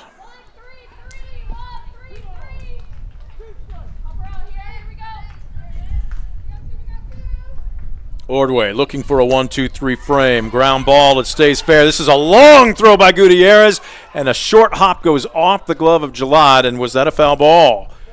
Foul ball. West coming over saying it was on this side of the line. Coach Zartman forces a smile. Boy, that was a close play. I will say this, though. Give home plate umpire Eric West credit. He was out of his crouch, and he was on that. He had a good look at it. Yeah, he had the right call there. Excellent call that time by Eric West.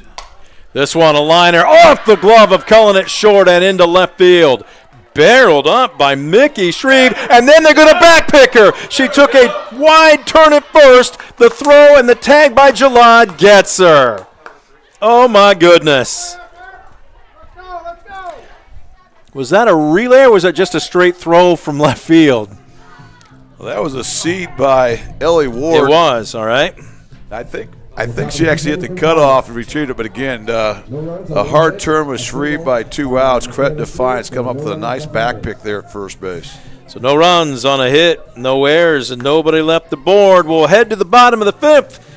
A little Lindsey Buckingham and Holiday Road takes us into our next timeout. You're watching DCTV Sports. Estill Chevrolet Cadillac is this area's new and used car headquarters, earning your trust one satisfied customer at a time. Estill Chevrolet Cadillac, North Clinton Street in Defiance, and online at drivebobestill.com. For the past 70 years, Midwest Community Federal Credit Union has been your financial partner, helping you achieve your dreams and secure your future. Midwest Community Federal Credit Union, with locations in Defiance, Bryan, and Napoleon. Find out more at midwestcommunity.org. Leading off the bottom of 5th inning for the Bulldogs, shortstop, Ava. Now we head to the bottom of the 5th. Visiting Ayersville behind a really strong 3rd inning and incredibly strong pitching by starter Kendra Waldron. Leading by a handful, 5-0. Defiance turning the lineup over here. And Scoop, I don't want to call this a must-score inning, but it really does feel that way for the Bulldogs, doesn't it? It feels that way for sure. You don't have to get all 5 right here, No. but you have to get something on the board. You have to get that mental edge somehow, and they've been unable to do that against Kendra Waldron, who's really pitched lights out with 11 strikeouts through 4 innings. Well, and this is the portion of the lineup to get it done. 2, 3, and 4 right now with Cullen, Ward, and Ordway. You'll need more. But the count right now, 3-0 to the Bulldog shortstop, who was 0 for 1 with a walk. She was taking all the way, and that was one of those get-me-over fastballs. Yeah, and again, a smart play there by Cullen. You know she wants to be swinging, but there's no such thing as that 5-run home run. So you got to set the table, get on base. Oh, and she was tossing her bat aside thinking she had just drawn ball 4, and instead Eric West calls her back and says strike 2. All right. Well, this sets up a very interesting pitch. Power versus power. Payoff pitch on the way. This one popped up down the left field line, drifting foul. I love the pitch there by Waldron that time. 3-2 pitch. Has the confidence, throw a change up there to Cullen. Cullen way out in front of it. remain 3-2. As you mentioned, Brent, certainly power against power right here. We'll do it again. 3-2, fastball. Humpback liner past a diving Eldridge at second. Somehow finds its way into shallow center field, and Cullen wins this battle with a leadoff single. A great job by Cullen. You know, not trying to do too much. She's able to work the count in her favor. And then again, you get deeper into that AB, it starts to favor the hitter. And Cullen has reached base now for the second time tonight. And now that brings up the junior Ellie Ward, looking for her first hit of the afternoon. Ward entered today's game hitting a sizzling .414. She's 0 for 2, but sends a deep fly ball to center field. Beecher, though, on it and makes the catch about 3 or 4 feet in front of the warning track. Even with the wind, it would have taken a poke here. She just didn't quite get it off the complete part of the barrel, and it ends up being a long out. Yeah, and again, I like to swing that time from Ward, but just underneath it a little bit too much. And a long out there for that Pilot defense, and a much-needed one that keeps Cullen on first base. Here's Ordway digging in. Check swing. Runner goes. Throw down to second. Squirts between Brown and Eldridge. It would have taken a perfect throw to get her, and Ava Cullen, being aggressive on the base paths, is into second with a stolen base. And Brent, I love that call that time from Denny Parrish. The fact that you're down 5 runs, but you've got an athlete like Ava Cullen. She's a special player. Try to at least score a run here with 1 out. Get her in the scoring position. So I love the aggressive call there to send Cullen to second base as she records the steal. Ordway swings and misses. It's strike 2. Cullen with her 5th stolen base of the season. We're reaching back, and Waldron tried to hump that up and get away with it a little bit, but it's off the mark for ball 1. That's a great 0-2 pitch, you know, close enough to entice the hitter, but a great hold that time by Ordway. Swing and a miss there, and did that see the bottom fall out of that a little bit? Oh, that was pure gas right there. That time Ordway just tardy on that good-looking fastball from Waldron. And Waldron gets her 12th Premier Bank strikeout of the afternoon against just 1 walk here this afternoon. So here's Gutierrez 0 for 2 with a pair of strikeouts. Nice job by Coble to try and frame this one up, but home plate umpire Eric West says ball 1.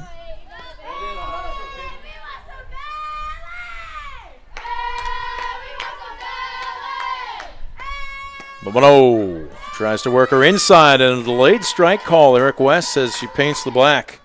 1-1.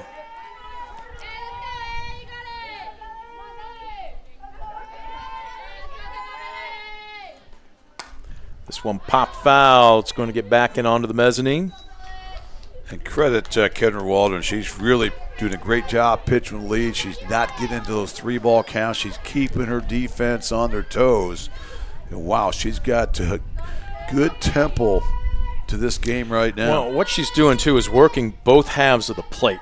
She's not afraid to come inside, and right there, mixing it up as well. She pulls a string. Bella Gutierrez swings right through it for another Premier Bank strikeout, as that is the 2nd of this inning, the 3rd out. And again, Bulldogs threaten getting the leadoff hitter Ava Cullen aboard. They leave her stranded at second. No runs on a hit, no errors, and 1 left aboard. 5 are in the books. Pilots up by a handful. Back after this on DCTV Sports.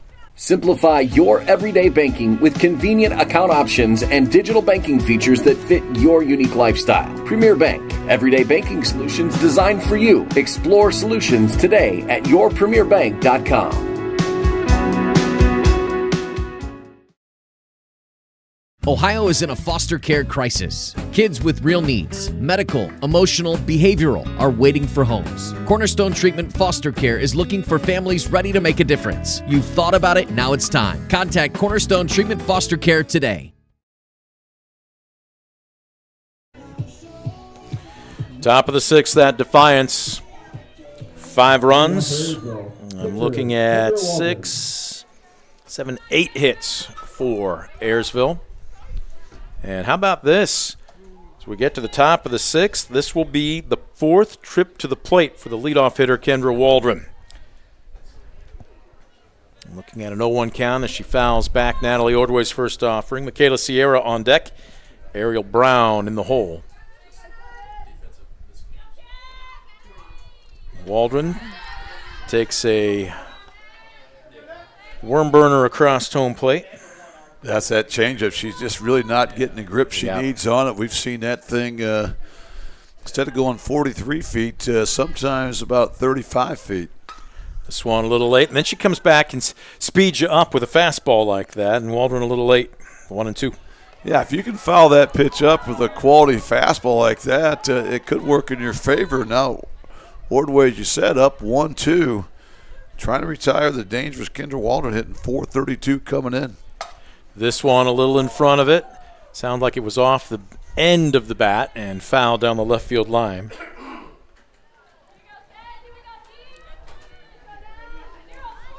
Sky's getting a little bit grayer. I don't know what the forecast called for rain later this afternoon or not, but it's getting a little bit chillier. As this one, a liner into right field. It will get down. Addie Miller will have to play it on a hop. And Kendra Waldron has her second hit of the afternoon, a leadoff single here in the sixth. What a great at-bat by Kendra Waldron. You know, she fell behind the count, didn't panic, was able to fight off 1-2 strike pitch. And then she goes oppo there, a solid line drive. Addie Miller fields nicely, but the leadoff runner aboard here for the Pilots, looking to extend this 5-0 advantage. So here's Sierra digging in from the left side. Waldron dancing off at first. Now, there was one thing that Coach Bill Zartman talked about last season at the end of the year with Kendra Waldron. He said there's a little bit of a hitch in her swing, but he said she was hitting over 400, so I'm not going to mess with her.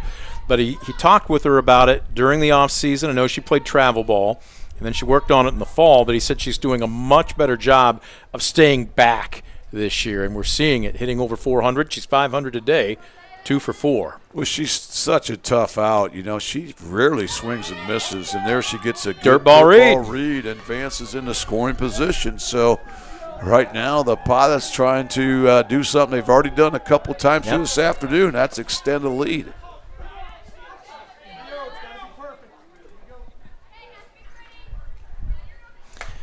.30 found away.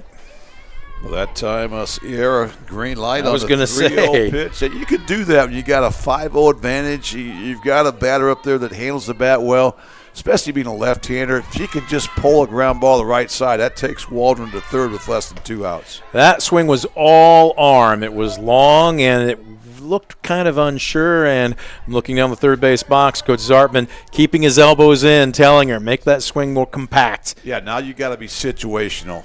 Find a way to advance Waldron to third base here, put the bat on the ball. Payoff pitch, better swing. Fouled off, though. She'll buy herself another.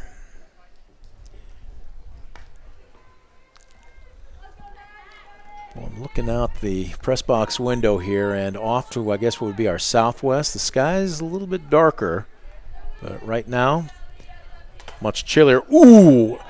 Foul ball straight back off of Chloe Seiler's mask, and she's pointing at her ear. Man, she has taken a pounding back there today, and they're going to give her some time. And she may have a little tinnitus going on, ringing in the ear. They're going to chat with her. Scoop, it's a physical position, and if you're going to play catcher, you just have to be a dog. There's no other way to put it. You're going to play hurt.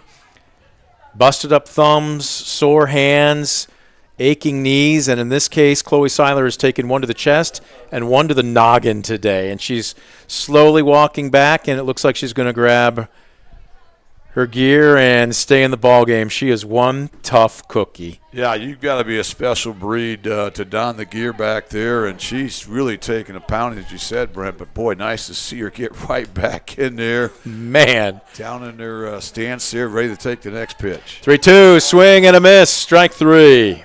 Oh, that's a big time for a Premier Bank strikeout by Natalie Ordway, and that keeps Kendra Waldron at second base. But it does give the Defiance defense their first out of the 6th inning. So that will bring up Ariel Brown. She's 2 for 2, a couple of singles, a walk, a couple of RBI, and a run scored. Looking to add on to a 5-0 lead here as the 0-1 misses around the shoe tops.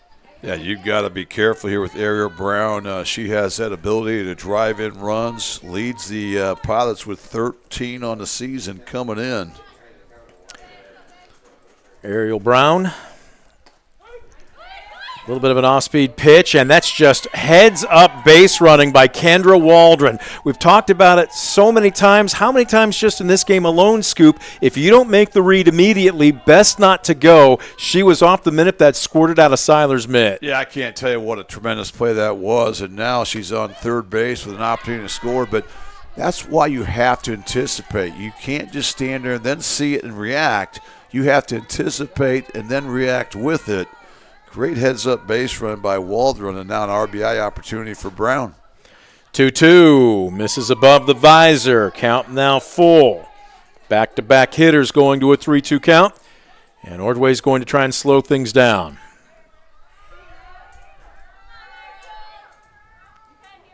Ordway, deep breath.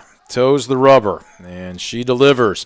This one well struck into right field, but right at Miller. Waldron's going to tag anyway.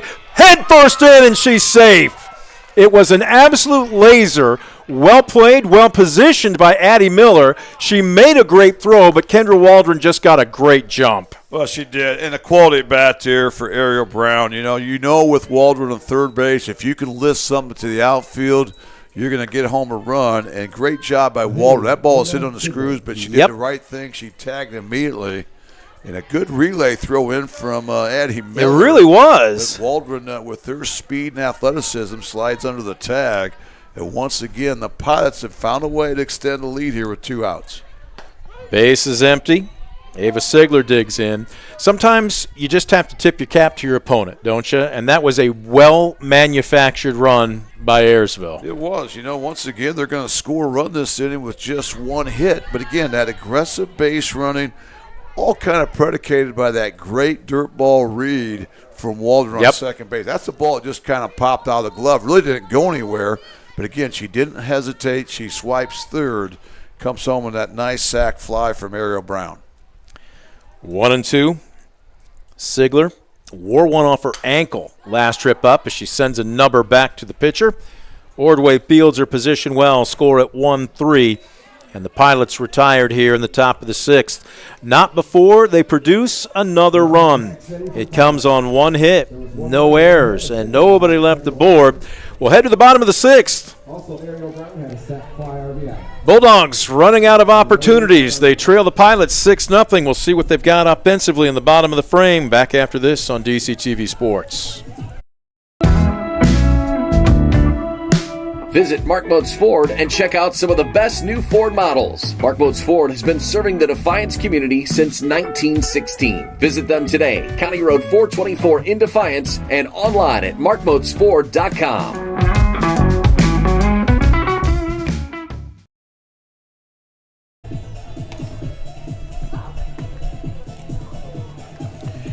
Bottom of the 6th. Ayersville tacks on another big insurance run in the top half of this frame. And Defiance starting to run out of opportunities. As we head to the bottom of the frame, it will be 6, 7, and 8.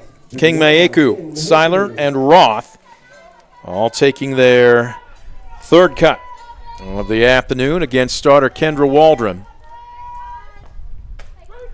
And well placed on the out at third, King Maeku. Look, there's nothing you can do with that pitch. Even if she does make contact, Scoop, that's a dribbler to the first baseman. Yeah, that's why you got to hold early in the count on that. Just tip your cap to Waldron. But Waldron, again, pitching with the lead, attacking his own, and quickly has King Maeku in a hole at 0-2. Normally about this point in time, with probably 90, maybe even 95% of the other teams around the GMC, you would say they're chasing 6 outs. How can they basically piece 2 innings together, and if they need multiple pitchers, just do what you got to do?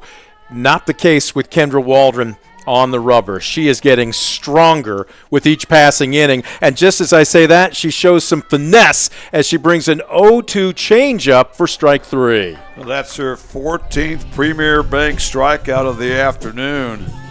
And again, she's continuing to hit her spots, and again, it's all set up by a lot of first pitch strikes. And wow, she's been lights out. The first 5 innings, Brent, she's had at least 2 strikeouts in all 5 of those innings. And, of course, 4 back in the first inning after a Bulldog reached on the drop third. Seiler with a good rip there on a 1-0 count, but fouls it straight back. And we talked about this during the pregame scoop. When you've got a premier pitcher like Kendra Waldron who can throw anything of 3, maybe even 4 pitches for a strike, you're lucky if you get 1 pitch in any at-bat to really get your best swing on. And that might have been it right there for Chloe Seiler, and she fouled it back. Yeah, I think all coaches know that you can't expect more than 1 really quality pitch from Waldron. She's going to really hit her spots. And she moves it, as you mentioned, Brent, inside, outside. She'll go north and south as well. This one squirts across home plate. Seiler, she's going to need a massage and a whirlpool at the end of this game. She has just been as tough as nails behind home plate. I asked her if she had any nicknames. She said 2. They call her Sticks because she wears number 11. She said one of her teammates also nicknamed her Bambi because she runs like a deer. But I don't think that gives her credit for being as tough a player as she is. As she fouls this one back. What do you think? It's time. You can't give yourself a nickname, so maybe we should crown her. We should take a poll maybe up here in the press box, see what works for her. But, man, she's been as tough as nails this afternoon. Yeah, no question. She's really battled through some nasty pitches here tonight. She's hanging tough here. Battling right now against Kendra Waldron. Just a third 3-ball count that Waldron's been in all night long, as Lionel Richie would say. Wow. Going back circa what, 85, 86? Change-up got her swinging, strike 3. Again, that's that confidence of Kendra Waldron there, throwing any pitch in any count, completely fooled Chloe Seiler that time as she gets Premier Bank strikeout number 15. My goodness. And now she has at least 2 strikeouts in all 6 innings here this evening. 2 up, 2 down. This brings up Addie Roth. Roth, a bunt single in the second, struck out swinging in the fourth. Looking at a 1-0 count here. Well, the Defiance dugout has become a bit more vocal. Swing and a miss here. There's another pitch that I don't think we've really talked about. It's not a true change, but it's not basically a hump-it-up fastball. She's got a 3/4 fastball that she can throw that's also very effective. Well, it's kind of a BP fastball, but when you can locate it, it makes it tough. It gives you something else to think about. It's all about screwing with the batter's timing, and right now Kendra Waldron has been doing just that. 1-2 here. Does she want to try and go with that nasty curve? She goes to her pocket, checking the indicator. Does she just want to say, I'm in beast mode right now, here's my best? We'll have to wait as Ross steps out.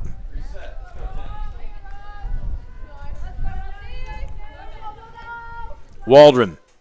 Whoa. First, I don't want to say, how would you describe that? It wasn't over-anxious. She overthrew. Yeah. Yep. She really tried to amp that up. She was trying to hit 70, I think, on that one. But again, you have to love that competitive fire that's in her. 2-2. Well, she composes herself and probably throws about a 64-mile-an-hour fastball, and it's a strike at the knees. Capital K, capital K, capital K. Kendra Waldron with a Premier Bank strikeout to strike out the side for Defiance here in the bottom of the 6th. No runs, no hits, no errors, nobody left aboard. The Honey Badger is dealing. We'll head to the top of the 7th. We're back after this on DCTV Sports.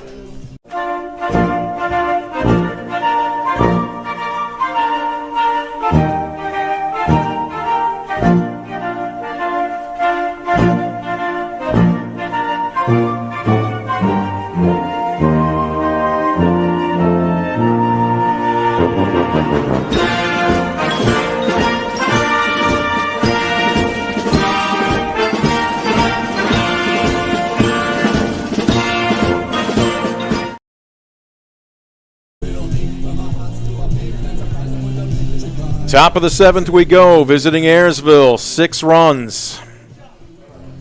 Right now behind the strong pitching of Kendra Waldron. They have been shut out. Defiance right now Natalie Ordway, the sophomore, 1 inning has really spelled the difference. It was that 3-run third, really through no fault of her own, but that was a rare inning where Defiance kind of kicked the ball around the infield, a misjudged fly ball to center field, and next thing you know, 3 runs had scored as first pitch swinging popped up off the bat of Daniela Coble into shallow right field, but Addie Roth has been playing a strong defensive game at second. The freshman puts the leather to it for the first out. Yeah, nice job again by Addie Roth. We mentioned really no routine fly balls tonight Not with today. the gusty winds, but you're right, Brent. You go back to that third inning, Ayersville took advantage of a couple miscues. The misplayed bunt, I thought, really stuck out there. But again, that's what good teams would do. You have to take advantage of opportunities. We knew they would be limited for both teams here tonight, but Ayersville's really made the most of theirs. Eldridge takes above the visor. Taking a look at both these teams, and they're going to be busy all this week as we're looking for slightly warmer weather. Although today, first pitch game time, what was it, in the mid-60s, upper 60s? Somewhere in that neighborhood. It was pretty good. But taking a look after this one, the Bulldogs will be home tomorrow versus Van Wert. And then a couple days later, they're at Findlay. On the flip side for the Pilots, tomorrow they are home versus Paulding. And then they're not on the field again until next week as they'll host Kalida. Well, both these teams with big games 24 hours away. You mentioned Van Wert coming to town here tomorrow for the Bulldogs. The Bulldogs looking to go 3-0 in WBL play. Yep. And meanwhile, Ayersville hosting 3-0 Paulding Panthers at the landing strip there in Ayersville. That should be a great contest as well. So, again, big games ahead for both teams. Certainly, they both have aspirations finishing on top of their respective league conferences. Eldridge stays alive as she fouls off a 2-strike pitch, off speed, chopper down to third. Gutierrez, nice throw, nice stretch by Jalad at first, 2 away. Well, solid play that time by Bella Gutierrez that time. She came in there, got that big hop, threw a dart there across the infield. And quick 2 outs here for Natalie Ordway, trying to retire the Pilots in order here in the 7th. Now, Bella's deceptive because she's small in stature, but she's got a good arm, and she plays the position so well. She anticipates so well. And what you quite often see is her, too, she doesn't stay back. At the hot corner, the ball gets on you a little bit faster. She still charges, and she plays that position very well. Well, she does. She's got excellent range down there at third base, understands the importance of that hot corner. Zartman digging in, looking at a 1-1 count. Addison walked in the second. Hit a deep fly ball to center field that brought a couple runs home. This one's a number back to the left side and a long throw. But again, Zartman just gimpy right now. She's given him everything she has, but she knew it. And Ortman scores it 1-3 on the putout. So, no runs, no hits, no errors, and nobody left the board. We'll head to the bottom of the 7th. Defiance down to their final 3 outs, and they need a half a dozen.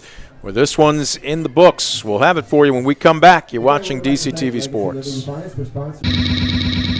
Brunswick Eye and Contact Lens Center. Personalized service and quality products in a friendly and caring atmosphere. Schedule your appointment today. Brunswick Eye and Contact Lens Center. Stadium Drive in Defiance and online at visionsource-brunswickeye.com.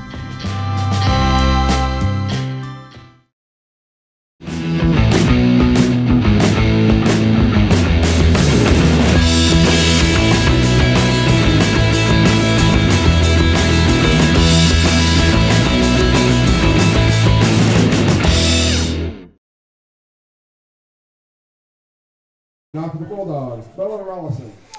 Bella Rollison, we head to the bottom of the 7th. We'll lead it off for the Defiance Bulldogs. The 9-hole, we'll see the lineup roll over. Top of the order, and Addie Miller on deck, and shortstop Ava Cullen in the hole. As you see, Kendra Waldron looking to finish off a shutout performance. She grabs her face mask as a rare slip of the pitch just kind of rolls across the inside right now. 1 ball, 1 strike. But the junior for Ayersville has been nearly untouchable as this one's popped up. and she also fields her position well as she snares this one out of midair for the first out. Great job by Waldron getting out of the circle right away. That ends a streak of 5 consecutive strikeouts for Kendra Waldron, but she'll take it as they retire Bella Rowson for that first out here, the 7th inning. Right now, the Pilot's just 2 outs away. So here's Cullen. Oh, no, check that. Excuse me, Miller. And she wears one. She'll trot down to first base, and that will bring up Ava Cullen. Shortstop, Ava Cullen. So right now, if you're Defiance, you'll take him any way you can get him. So there's one table setter. You need a whole bunch more. Still down 6-0. Whoa, and this one fouled right off the press box here. Thankfully, that hit the press box, Yep. Brent, because I think that was coming in your living room until it caught the edge of that window. So 0-1 the count. Ball above the letters. Boy, this is such a great matchup watching Waldron and Cullen, 2 of the best here in all Northwest Ohio. 1-1. She brought it heat, but up above the letters. Cullen just too disciplined. And right now, up 6, you're not even thinking about putting her on, so you're coming No. right at her. So we're going to see Kendra's best against Ava's best. Oof. Swing and a miss. Count evens up at 2 apiece.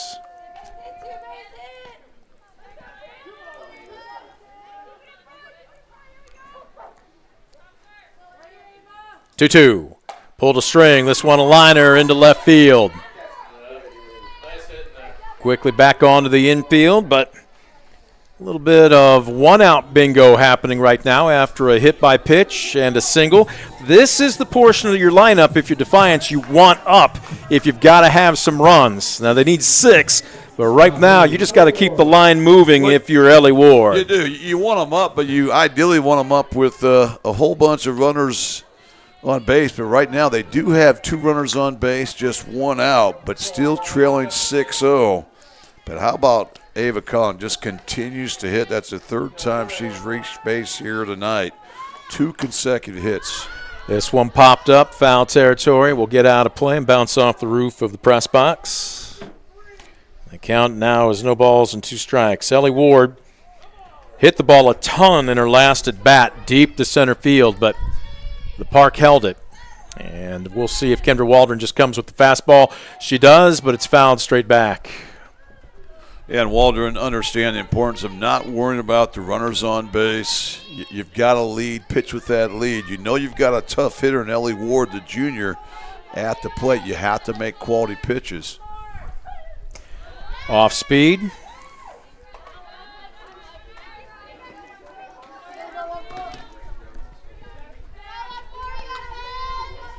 One and 2.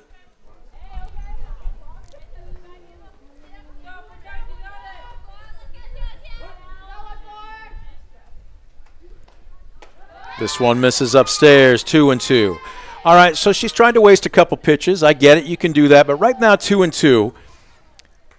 You come at her with your best if you're Waldron, don't you? Yeah, you do. You don't want to get beat with a secondary pitch right here. You've pitched too well to this point. Got her swinging, strike 3. That's been her out pitch all night long, and a great job once again by Waldron, who gets her 17th Premier Bank strikeout of the afternoon, and now just 1 out away from a complete game shutout. Natalie Ordway. So here's Ordway. Just trying to keep the line moving. Ordway has one of the 5 Bulldog hits that came back in the 3rd inning with 2 outs.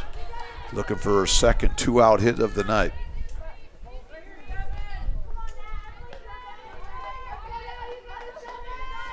Oh and 1. I would expect Waldron to just bring heat. Yep. You're not playing around at this point, right? Here's my best, and if you can catch up to it, I'll tip my cap to you. I think that has to be your approach. And again, Waldron just so competitive out there. She's had so many hitters in 0-2 count. Right now, just 1 strike away.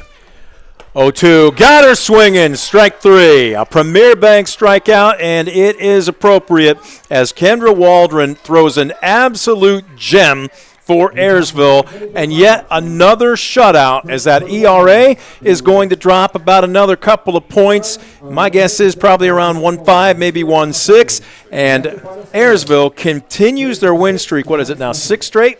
It's actually seven straight.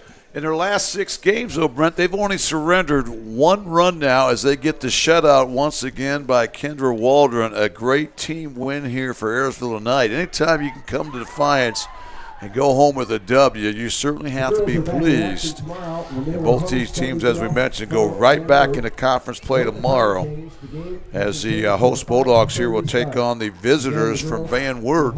And, of course, Ayersville will host the Paulding Panthers, who are 3-0 in GMC. We're going to take a quick timeout. When we come back, it'll be the Brunswick Eye and Contact Lens Center postgame. Final score, Pilots 6, Bulldogs nothing. You're watching DCTV Sports. Brunswick Eye and Contact Lens Center. Personalized service and quality products in a friendly and caring atmosphere. Schedule your appointment today. Brunswick Eye and Contact Lens Center. Stadium Drive in Defiance and online at visionsource-brunswickeye.com.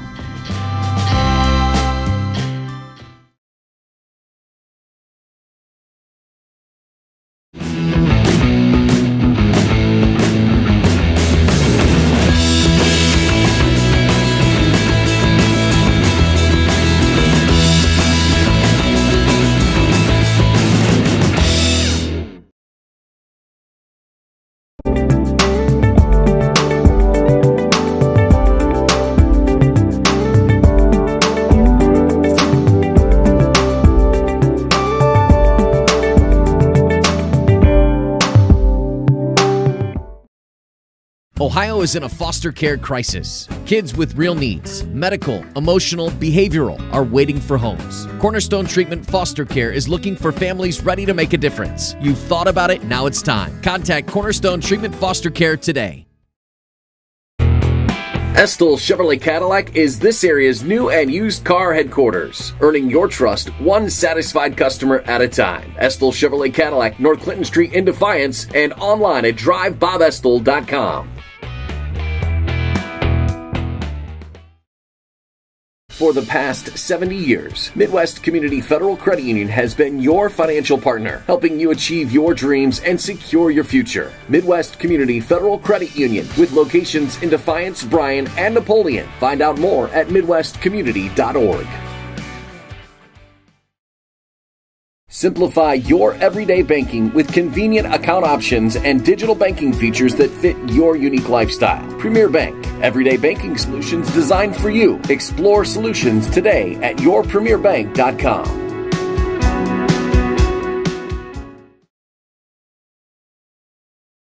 Visit Mark Motes Ford and check out some of the best new Ford models. Mark Motes Ford has been serving the Defiance community since 1916. Visit them today, County Road 424 in Defiance, and online at markmotesford.com.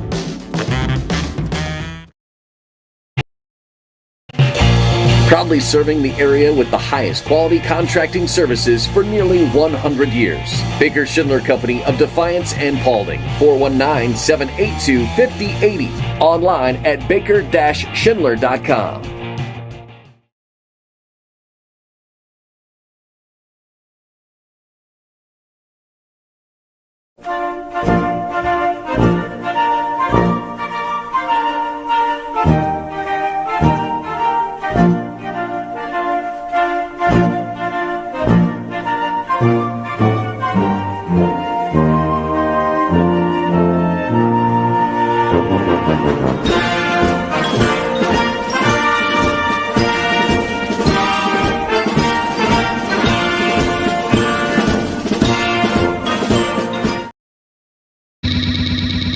Brunswick Eye and Contact Lens Center. Personalized service and quality products in a friendly and caring atmosphere. Schedule your appointment today. Brunswick Eye and Contact Lens Center. Stadium Drive in Defiance and online at visionsource-brunswickeye.com.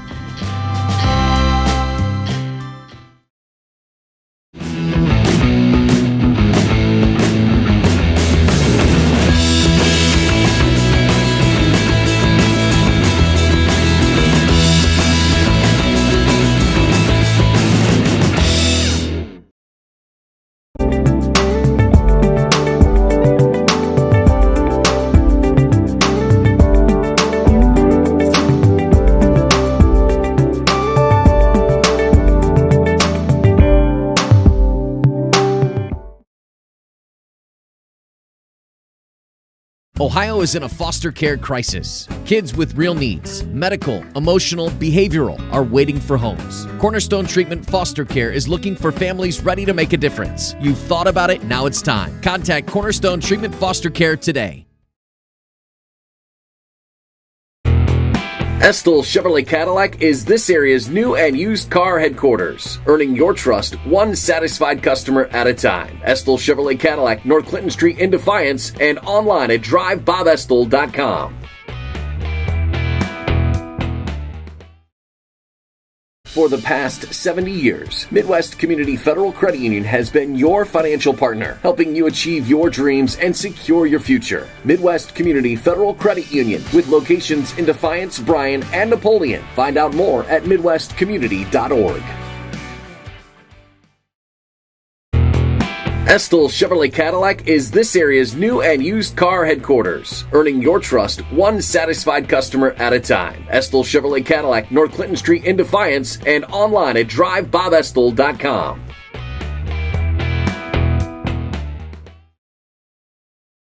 Simplify your everyday banking with convenient account options and digital banking features that fit your unique lifestyle. Premier Bank, everyday banking solutions designed for you. Explore solutions today at yourpremierbank.com.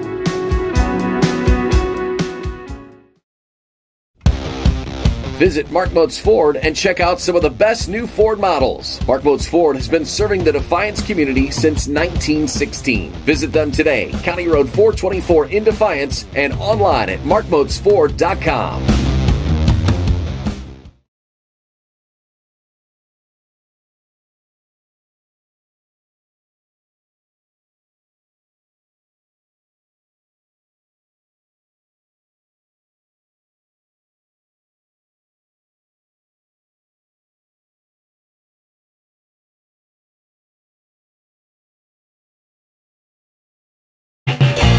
Proudly serving the area with the highest quality contracting services for nearly 100 years. Baker Schindler Company of Defiance and Paulding, 419-782-5080. Online at baker-schindler.com.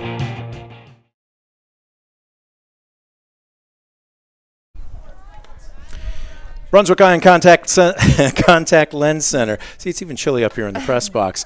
Postgame show is underway. Brent Balbinot saying thank you for joining us. DCTV Sports. What a gem. Shutout as Ayersville makes the short trip down Ayersville Road as they shut out Defiance by a final of 6-0 in the circle. And you also helped yourself out at the plate. You go 2 for 4 with an RBI and a run scored. Not bad.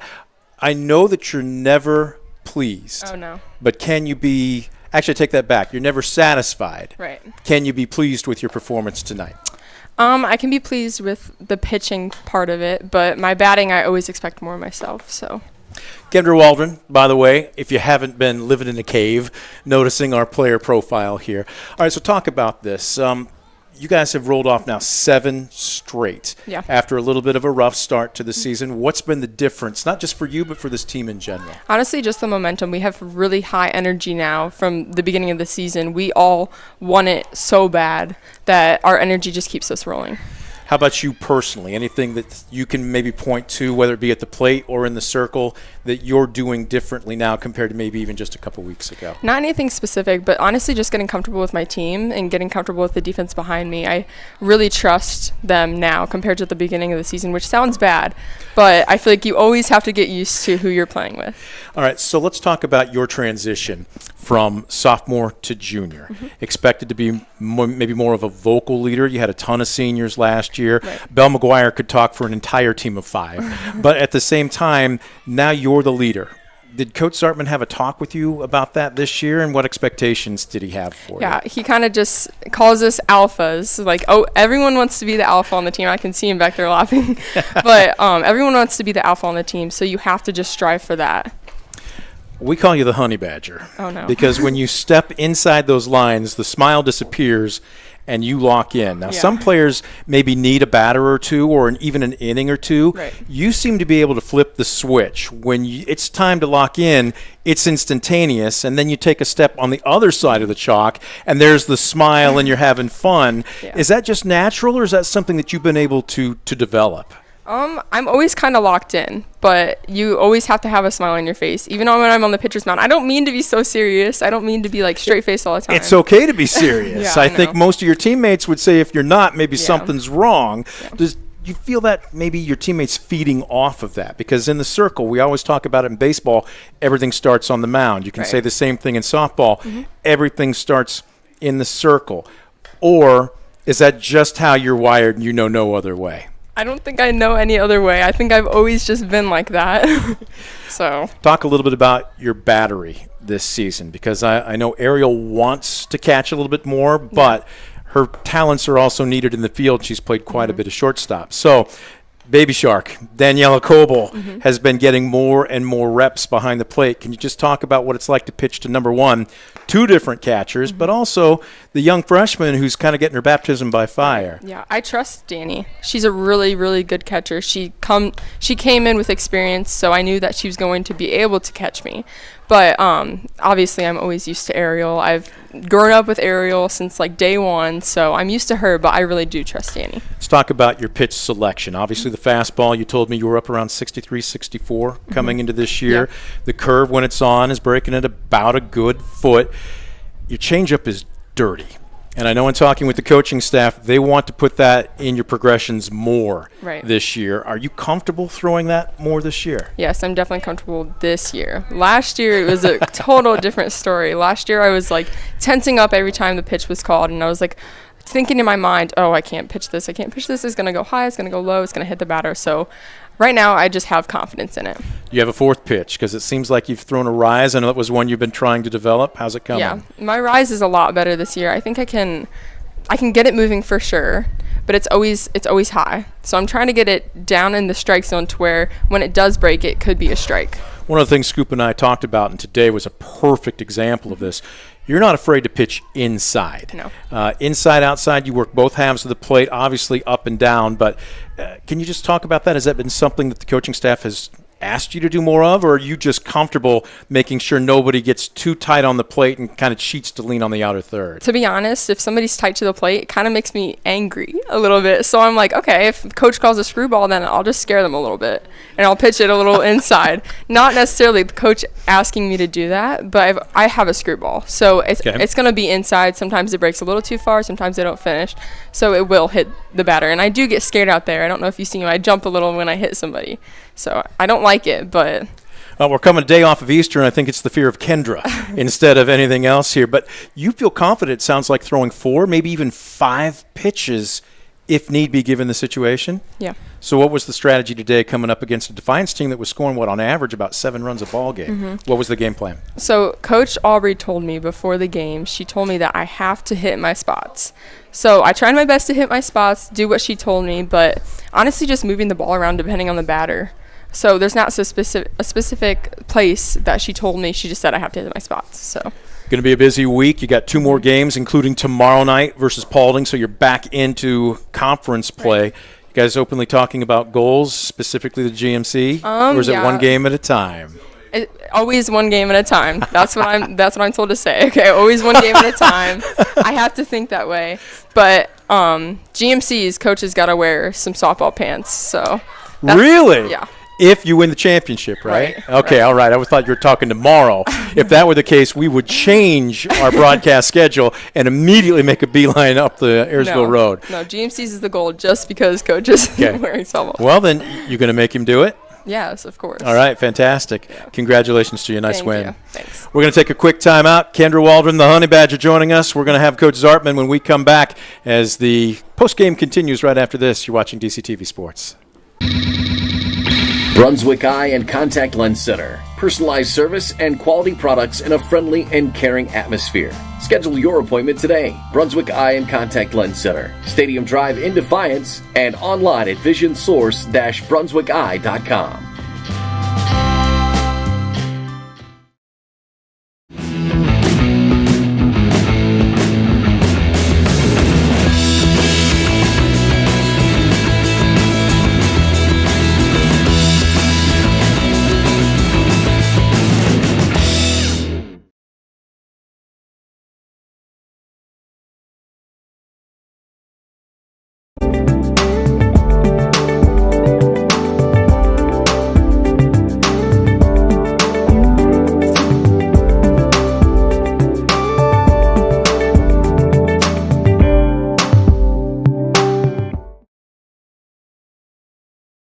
Ohio is in a foster care crisis. Kids with real needs, medical, emotional, behavioral, are waiting for homes. Cornerstone Treatment Foster Care is looking for families ready to make a difference. You've thought about it, now it's time. Contact Cornerstone Treatment Foster Care today.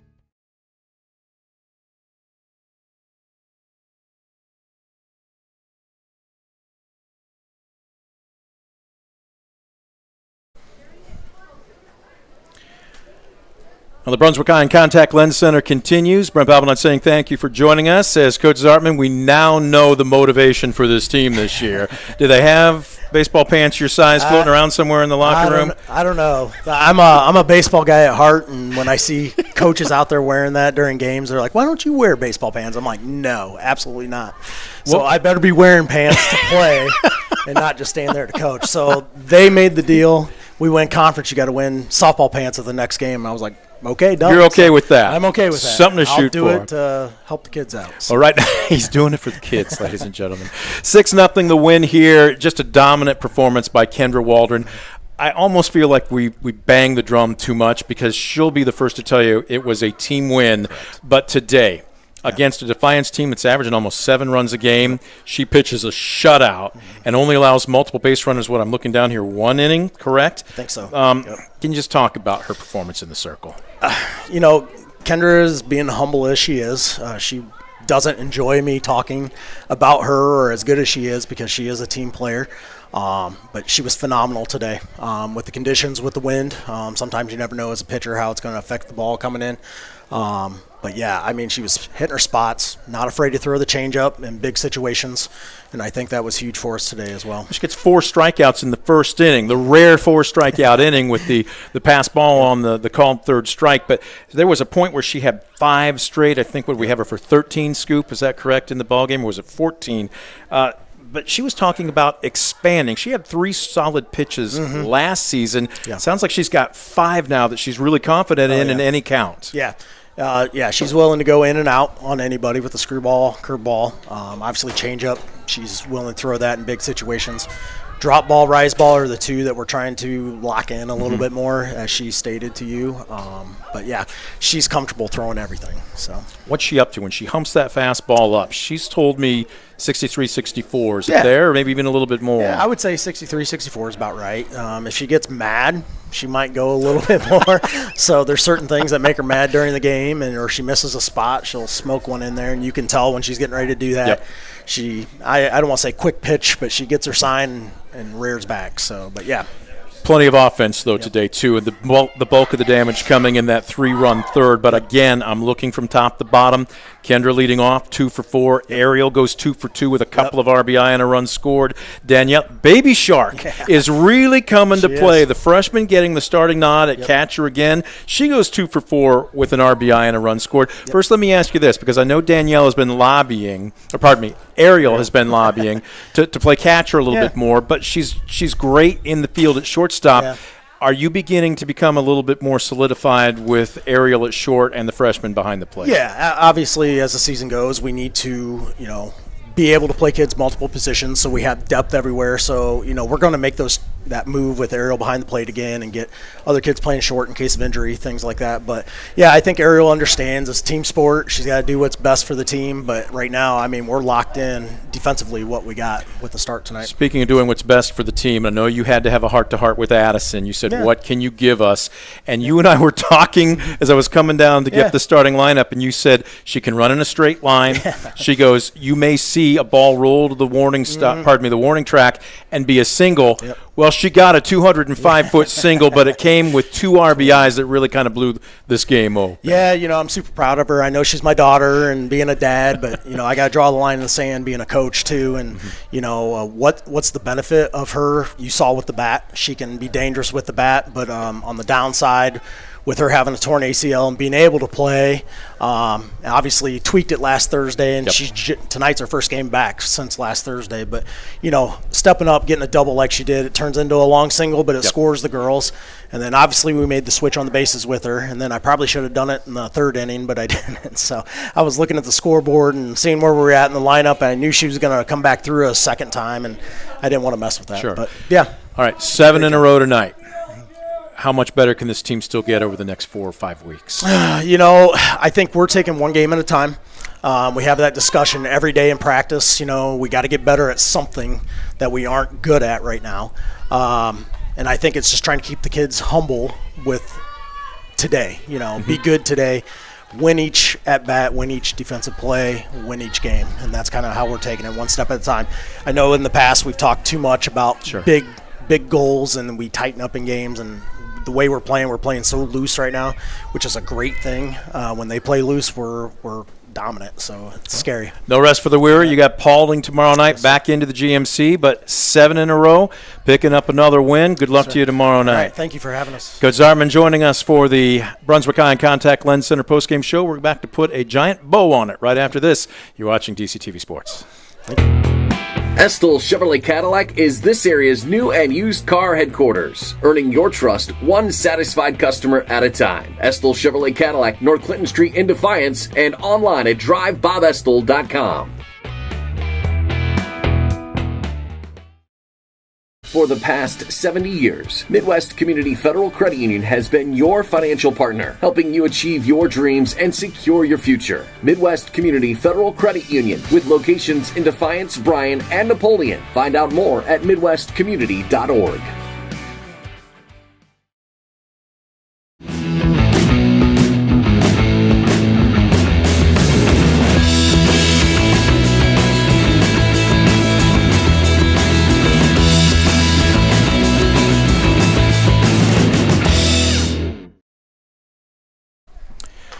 Back to put a wrap on the Brunswick Eye and Contact Lens Center postgame show. Brent Balbinot rejoined by Scoop Miller. Time for our Mark Moats Ford game recap.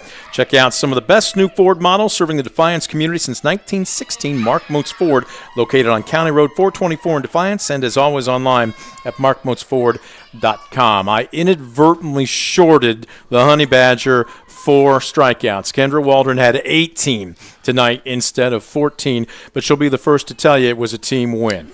Well, it was.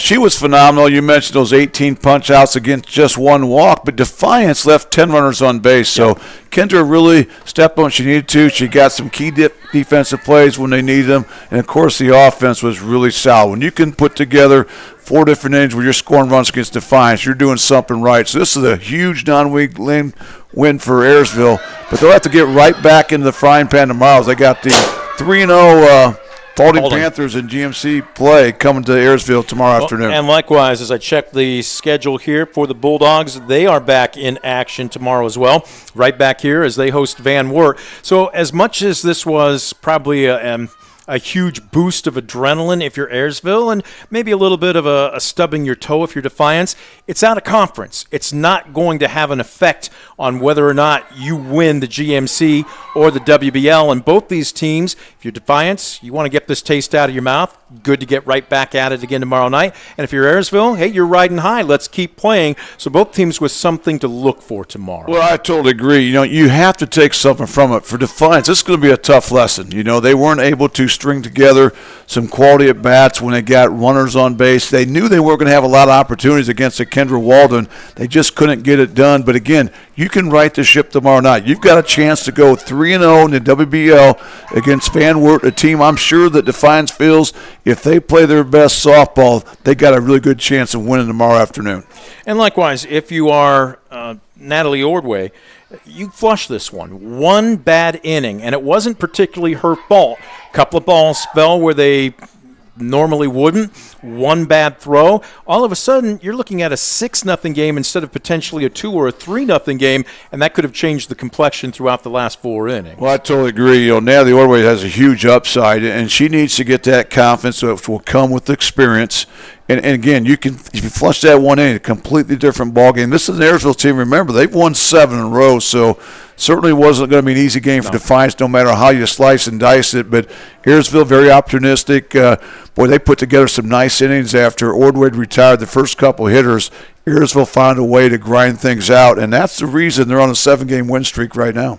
So with the win, again, with the win, Ayersville now 8-4 overall. They remain 2-0 in the GMC. With the loss, the Bulldogs fall to 9-4, but they remain 2-0 in the WBL. Both teams back into conference play tomorrow night. Our next broadcast will be tomorrow night It's baseball taking center stage, and we're on the road as the Tenora Rams will be at Fairview. We will be on the air with our pregame. We anticipate it again between 4:30, 4:45, but that one promises to be a good one as well. Boy, that's going to be a great GMC matchup in Sherwood. Don't want to miss that one.